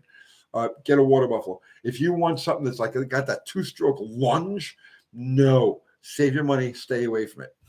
So AMD is discontinuing a few things, which is funny because didn't they get their start doing Mopars? I thought they did. Auto Metal Direct? I don't know. I think they were pretty much a Mopar heavy centric place. Whitetail Rancher, I have an RD350. It's like brand new, under 1,000 miles on it. That's a jewel, man. That's a jewel. So I like the other. I was always partial to the earlier bikes. I like, you know, but yeah.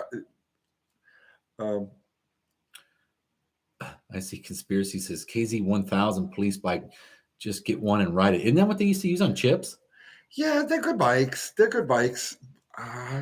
know, they just don't do it for me.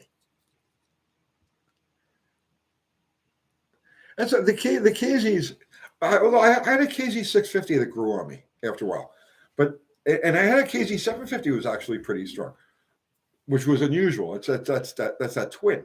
But the 1000 is one of those bikes.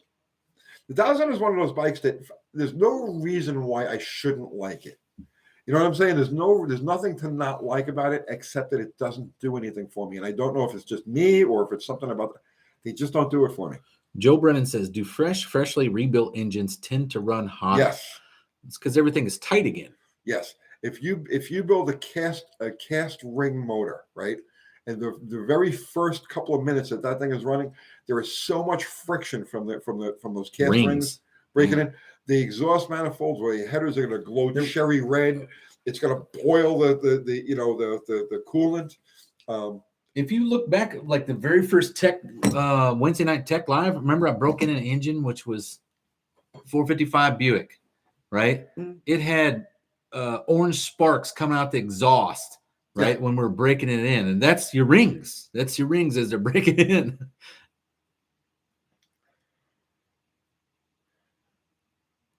Don English, Tony, what years are the mini starter that people are talking about swapping to Mopar? Just get a starter for a 318 Dakota or a V6 Dakota. That's all you. That's just do that and bolt it right in.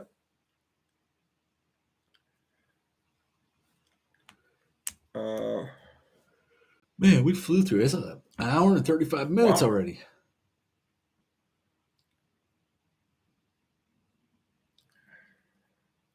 What would make you super nervous, Sid? Whitetail Rancher, I have a CB554 Super Sport in the same condition, except it tipped over on my shop and bent the handlebars a little bit. Bummer. Those are sweet little bikes. Buy a China starter. That's terrible advice. China starter? That's the cheapy junk ones. So that's he's saying buy a China starter. I don't. Mike Batista, buy a China starter. I don't know. Maybe he's just gigging the guy. Probably, I don't know. Because way I do it, like I'm cheap on parts when it comes to this. See, I do this stuff as a hobby, and I try not to let it dominate my income. I try, and it doesn't always work out that way. But I generally go to the junkyard, and I'll get starters and shit like that at the junkyard most of the time. Because worst case scenario, if it doesn't work, you can just take it to an auto electrical supply store and they can rebuild it, right? And it's still generally cheaper.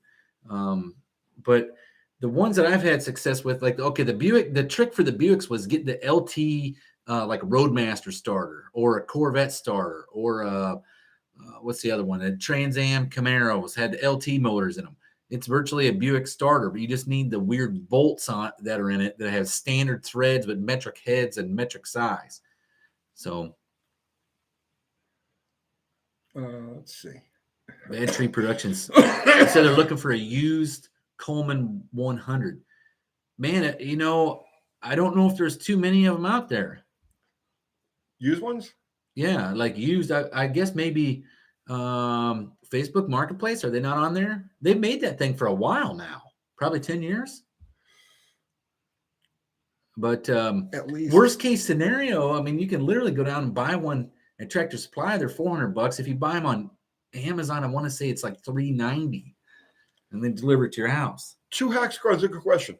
Two Hacks Garage. Besides monkey bikes, will there be bikes at No Name Nationals? Why not? Content creators, so whatever you make. Yeah, I mean, if you got a bike, bring it. If you know somebody else with a bike, call them out.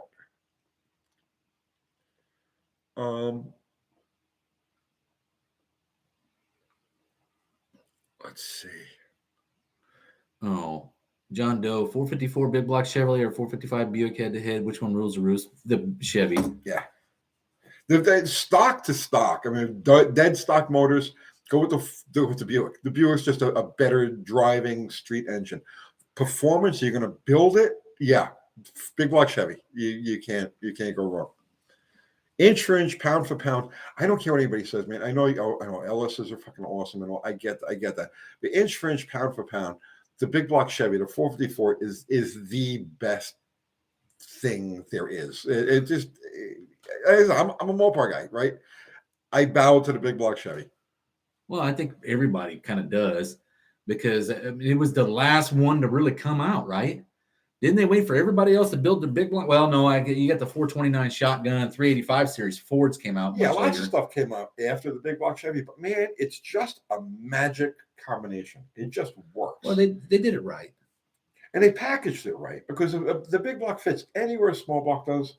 You know what I mean? It's like they use a lot of small block pieces, and they did it right, man. They did it right. And they're heavy and they're stout and they'll handle some abuse and heat. That's a good thing about them. Is you overheat them, man, it just let her cool off and go out and start it back up. It's gonna work. Man, you overheat a Buick, cool. Yeah, that's no lie. When we were kids, right? Uncle Kathy would remember this one. I had a Caprice, a 454 Caprice, and this thing had a cracked block, and the block was cracked, and you couldn't put a freeze plug in it. If you tried to put a freeze plug in, it would just fall out. If you put one of them rubber ones in, it would just piss water out from around the cracks. So it was junk. But it was our only transportation for a while, and so I used to drive it until like from my house to her house. It was before we got married. From my house to her house was about 9 miles, and it was exactly enough time that if the motor was cold, I could get to her house just as it seized, and it would lock up solid. And we'd hang out for a few hours, and I'd get in the car and it'd start it, and I'd drive it home, and it would get right to my front door at the house, and it would seize. So, and I drove this thing like this for months. I mean, like months, and it never complained. It never used a drop of oil. It would just run it till it locked up solid, let it cool off, then go out and run it till it locked up solid. There's a lot of heat sink there. There's a lot of heat sink, and that's what it really is beneficial because the Buick is a lightweight casting. It was never like the big block Chevrolet where it had tons of metal in it, right? So you get a Buick really hot, and you're putting bearings in them soon. I mean, they're bad. They want to chew up the block. Kathy, aka Applesauce, Uncle Kathy, aka Applesauce, is watching. She says, "Yes, true." Now that needs to be a rom-com. Yeah. Mopar Man 1978 is up to 299 subs and 100 videos. Well, come on, let's get you some more subs. So if you're going to participate in the No Name Nationals and you need your 500 subs to register, if you're looking to do it and you're going to raise subs, do it here, do it now. Let's get as many subs as you can off of the crowd that's here. Sure. Tell people what kind of stuff you do on your channel, and put and get them over there to sub to it. VCMD Propulsion says, I hydro locked my 454 with mud. Still runs today. Oh, God, that's brutal. I mean, I've hydraulicked a few motors, but with mud? Oh, God. Yeah, I know Bennett's called me out. Well, and they called Tony out, too. He wants to race his 454 dually against my Suburban, and I'll take it. Yeah, I'll take the monkey bike call out. I'll take the call out for the trucks. By the way, Bennett, I'm going to cheat. Right? Listen to me. If you okay, all right. For the record, anybody who wants to compete with me in any way, right? For the record, I am going to cheat. I am going to look you in the eye, and I am going to lie to you, and I am going to cheat any way I possibly can, and then I'll deny everything. Right? So just so that we know, we got this up front, right? If you challenge me to anything, I am going to cheat. I mean, that's it. That's the only way I know how to compete is to cheat. So, well, I think you should build it with the guys from the Junkyard Jet because they got a bike channel called Too Many Bikes, right? Yes. So why don't we get those guys to work with you? You're getting ahead. You're getting ahead of us. I'm sorry. Relax. Yes, I know. I'm 2 steps ahead of you on that. Oh, man. And you should name it something cool like the Wire Wheel or something. BS Customs, not a street racer from Brooklyn. No.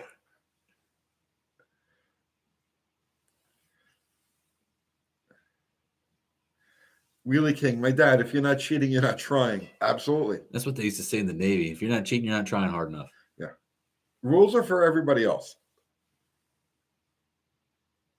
Yeah, throw your channels up here if you need some subs.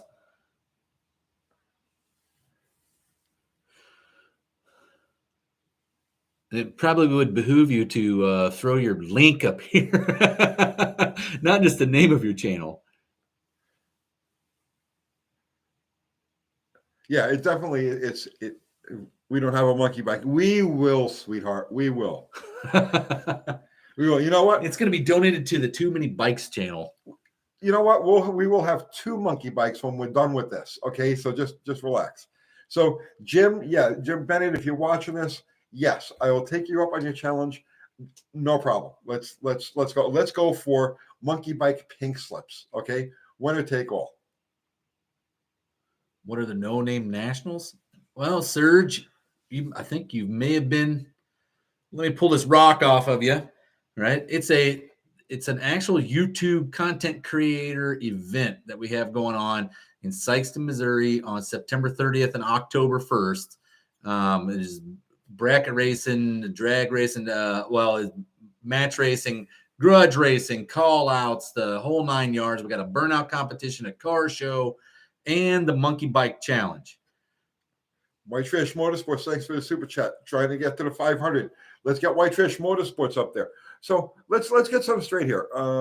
Let's see. Chuck Itel, lying and cheating is how we get the present government. Just saying. Okay, let me just explain something to you. Let me explain something to you. I am the most honest person that ever lived. If you leave $1,000 right here, right, I will guard that with my life to make sure that you get every single penny of it back. Okay, you never have in dealings in life, right? In general, you never have to worry about it. I am the most honest person. I'm honest to a fault. And I'm being completely honest. Anybody who knows me knows this. Okay, but in competition is something that's completely different.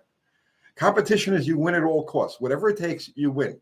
So I for my personal, like sanity, I just say, well, whatever it takes. So whatever it takes is whatever it takes. Let's do it. Let's go. So there's a difference between competition and life. In life, I'm honest. See, in competition, I'm brutal. I will come up with ways to cheat that you can't even spell. And we're looking at monkey bike challenge. This is what kind of John Wilburn and myself had kind of envisioned on this whole thing was that it to be like those competitions where they build the cardboard boats and then they jump in the river or the lake, right? That's kind of what we were envisioning here for this monkey bike challenge, right? The more crazy and flamboyant the whole thing is, the better it's going to be. I mean, nobody remembers the guy that just wears black leathers and rides a bike, right? But they remember the guy that catches on fire running down the track. Shop 209. How many cars are you taking? I'm only taking Bottle Rocket and a monkey bike. I'm taking just two things. But the Junkyard Jet guys are planning on going, and Al is planning on taking Slag Hammer. So I'm taking just mine, and those guys would be taking theirs.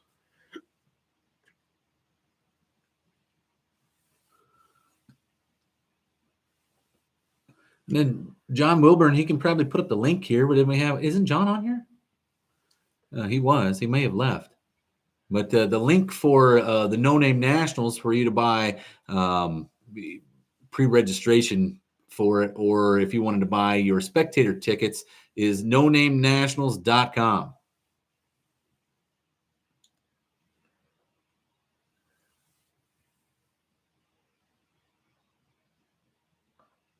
Let's see. Mr. Will, I think Tony's going to build a mystery motor for Bottle Rocket to drag race that nice white truck. It's going to be a 318. I mean, you could pump it. You can do whatever you want to do. It's going to be a 318.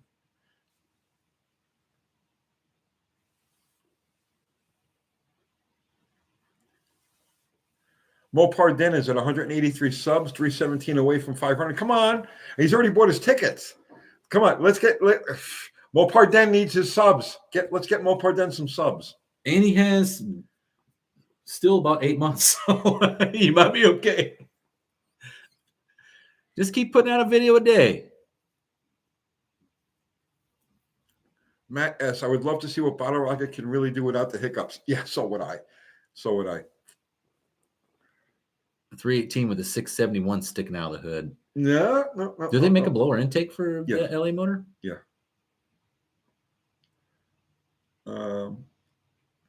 And Fubar just put the link to Mopar Den's garage.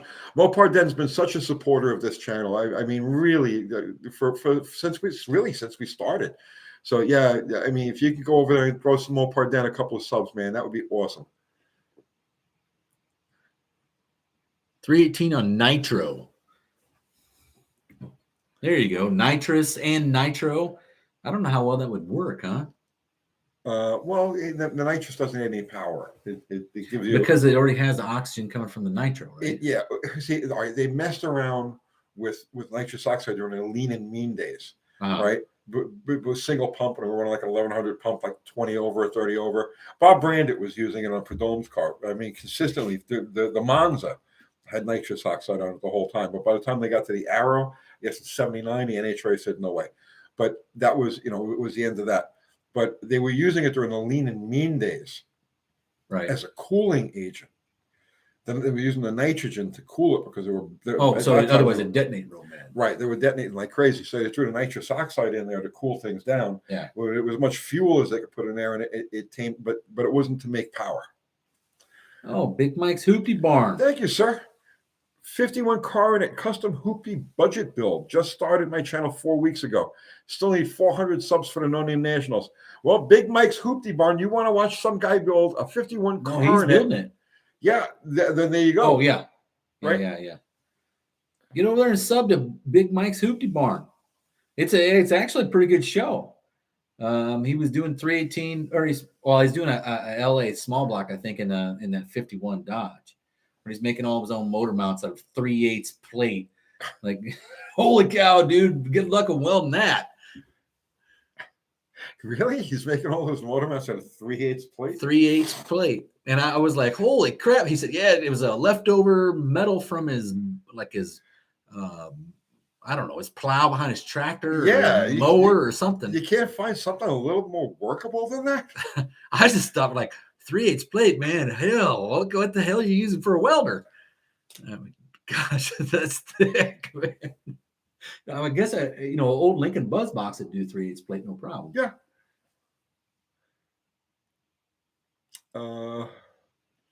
Let's see. Yogurt just subbed to Mopar Den. There you go. We're getting some subs there. Okay.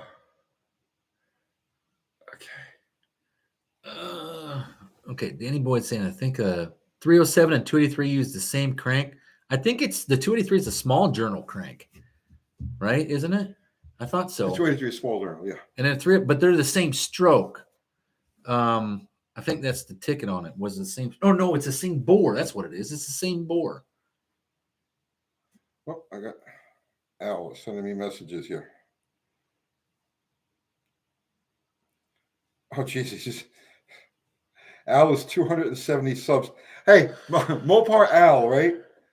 If you go over and give he's giving stuff away. So Al just sent me a text here. He's only 270 subs away from 1,000 subs.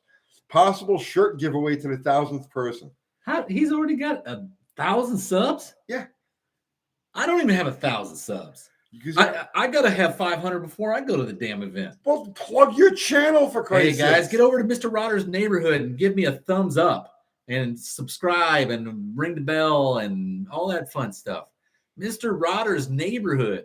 I'm like 60 short. Bullpar Al just started a channel like yesterday. Yeah, yesterday. What the hell? That's the power of UTG. Which, I'm going to say it again, we have the best community in all of YouTube. We have absolutely no ifs, ands, or buts about it. We have you guys here, you guys are regulars, okay? You are part of YouTube Elite, right? This is the best, tightest group. I mean, Dallas and John coming. That's all part of this whole community that we're building over here. Right. So, I mean, everybody's working together to make something great. What'd you tell me when I first met you? And you said you should start a YouTube channel with all your Buick stuff. And I said, wouldn't you be mad if I competed against you? And you said, no. Oh, why would it be mad? A rising tide raises all boats. Rates all boats. Right. Yeah. And I thought that was pretty interesting.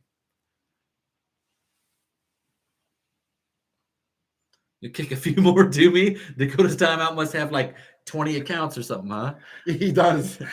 He does.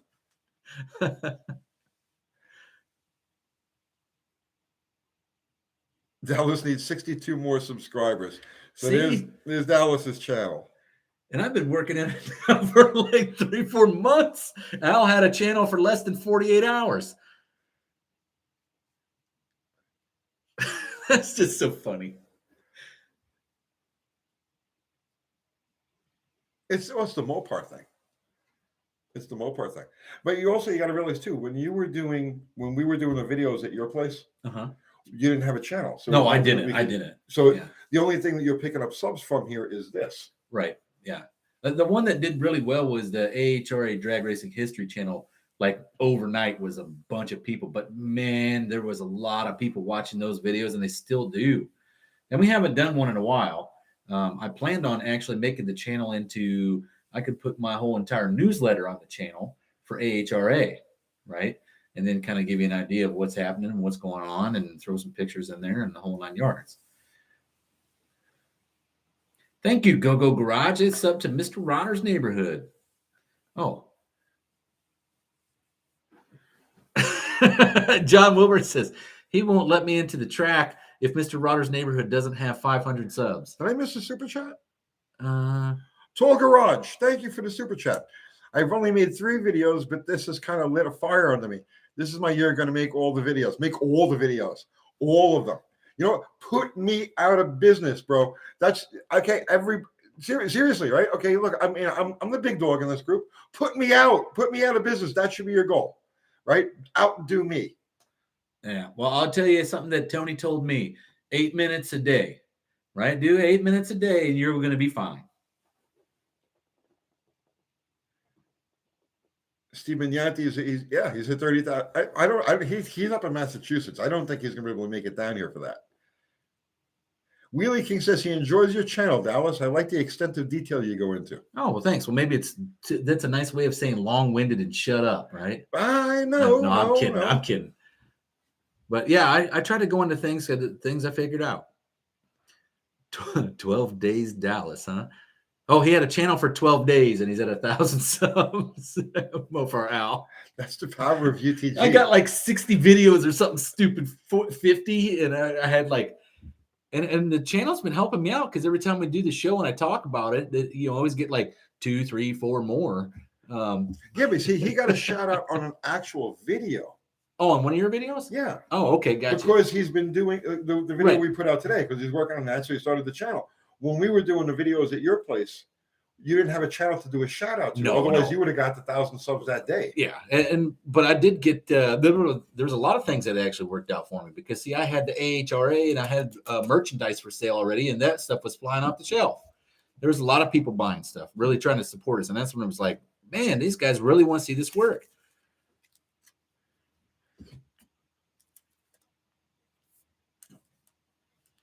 Oh, well, Brad Yelch, thank you. I'm probably better than Al because I've got 50 videos under my belt. He's on like number 2, or I don't know how many he's got. I thought he just started his channel today, but he said 12 days. I only found out about it yesterday. Alexander just Labs, he just subbed to you. This is great. Oh, it's there's Fubar putting the link up to the AHRA. Speaking of merch, I got some merch peddling on there right now. We got I want to say, what did we have for sale that was on sale? T-shirts, I think $15.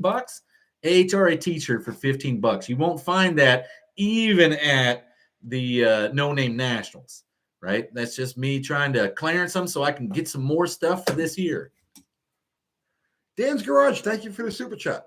Got a 302 roller motor build on the channel going in our 1965 Mustang project car.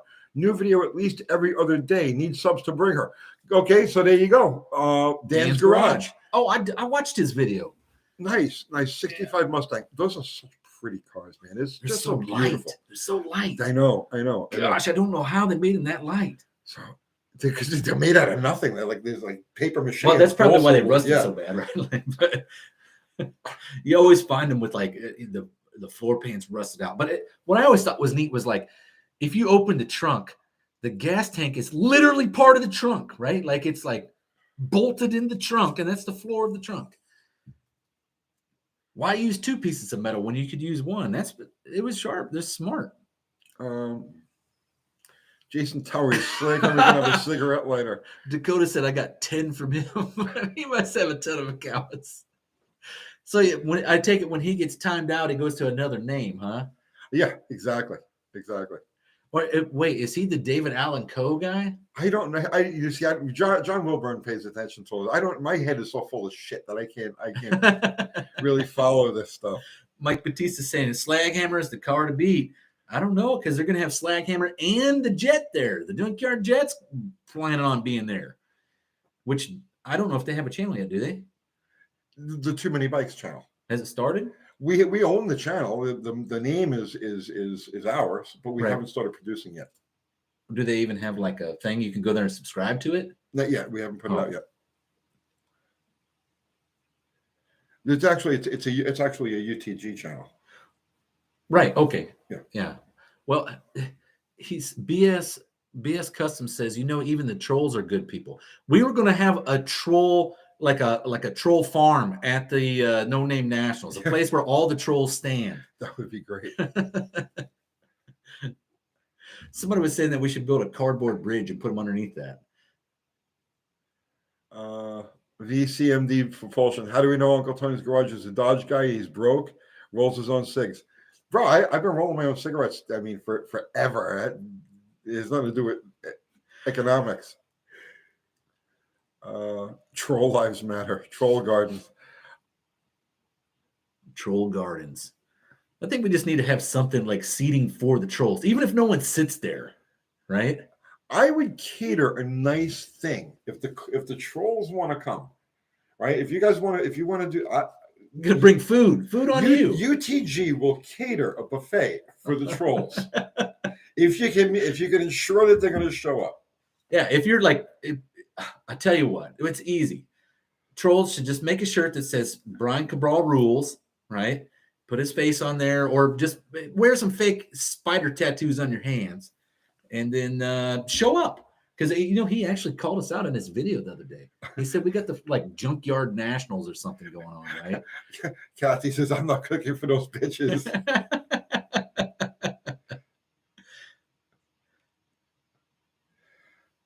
Reserve troll seating. I think that's funny. We should probably take some and at least, I don't know, maybe some dilapidated stands.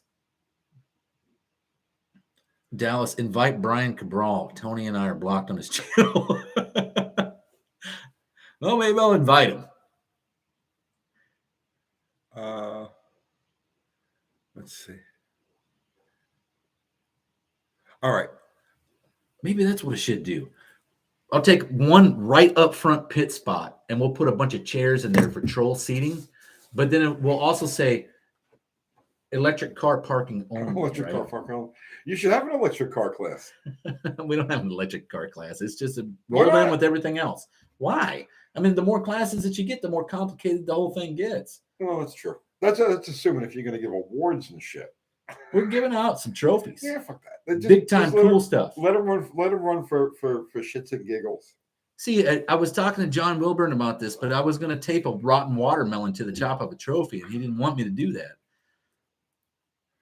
So, and Fubar just put a link to our merch. We have a Teespring store now. We're not doing any merch off of from our personal thing. We're doing everything off of Teespring, and I think Kathy just put the link to that on our on each video. I'm not sure how that works. Big Belly Racing is asking, Dallas, are any diesels registered for the No Name Nationals? I don't know. I'm assuming we probably got one or two, and there's no reason that they can't register. The whole idea for this is it just needs to be from the automotive content world of YouTube, right? So you literally got bikes, cars, skateboard with a motor on it. There could be virtually anything that you bring to this thing if you want to compete.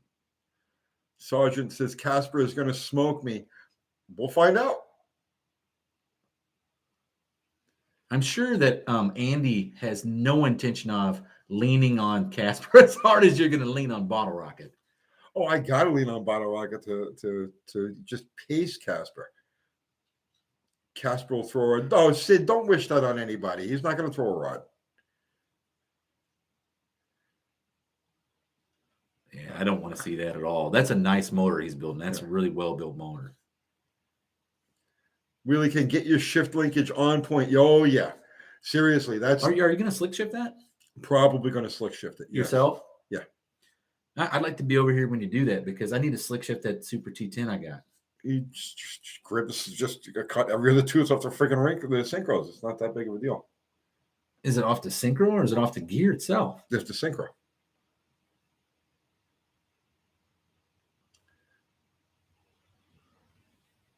Have a troll bridge at the event, and under the bridge have a bench seat for the trolls, and it's catered. All right, we're gonna wrap it up, man. We're over the 2-hour mark here. Yeah, Casper's still a small block Ford, but it's like a 400 and something cubic inch Hemi-headed small block Ford. Isn't that what it is? It's like about as extreme as it gets. All right. So yeah, we're gonna wrap it up. So, oh god, there's so much stuff to go over now. Well, Mopar Al's got all the stuff he needs now, so let's not even talk. No about Name that. Nationals, September 30th and October 1st, Sykeston, Missouri, Jeffers Motorsports Park. Be there. Sub to Dallas, Mr. Rodder's neighborhood. Yeah. We got Mopar Den needed some subs. What was that? Tall Dan's Garage. Yeah, anybody who needed subs, just please go sub to them. Let's build this community. Let's make this even stronger, man. We're gonna take over the internet. We're gonna take over the internet. So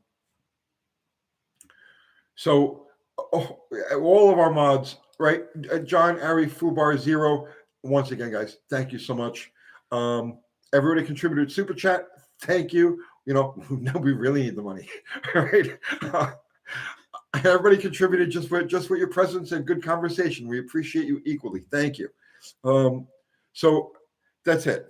I gotta get out of here. I want to go lay down. I'm just shot. Go over to Bear Rose Garage and give that guy some subs. He's the dude that's coming from Idaho that's going to bring that 72 Ranchero for an up-and-coming YouTuber to start their project with. Thank you, White Trash Motorsports.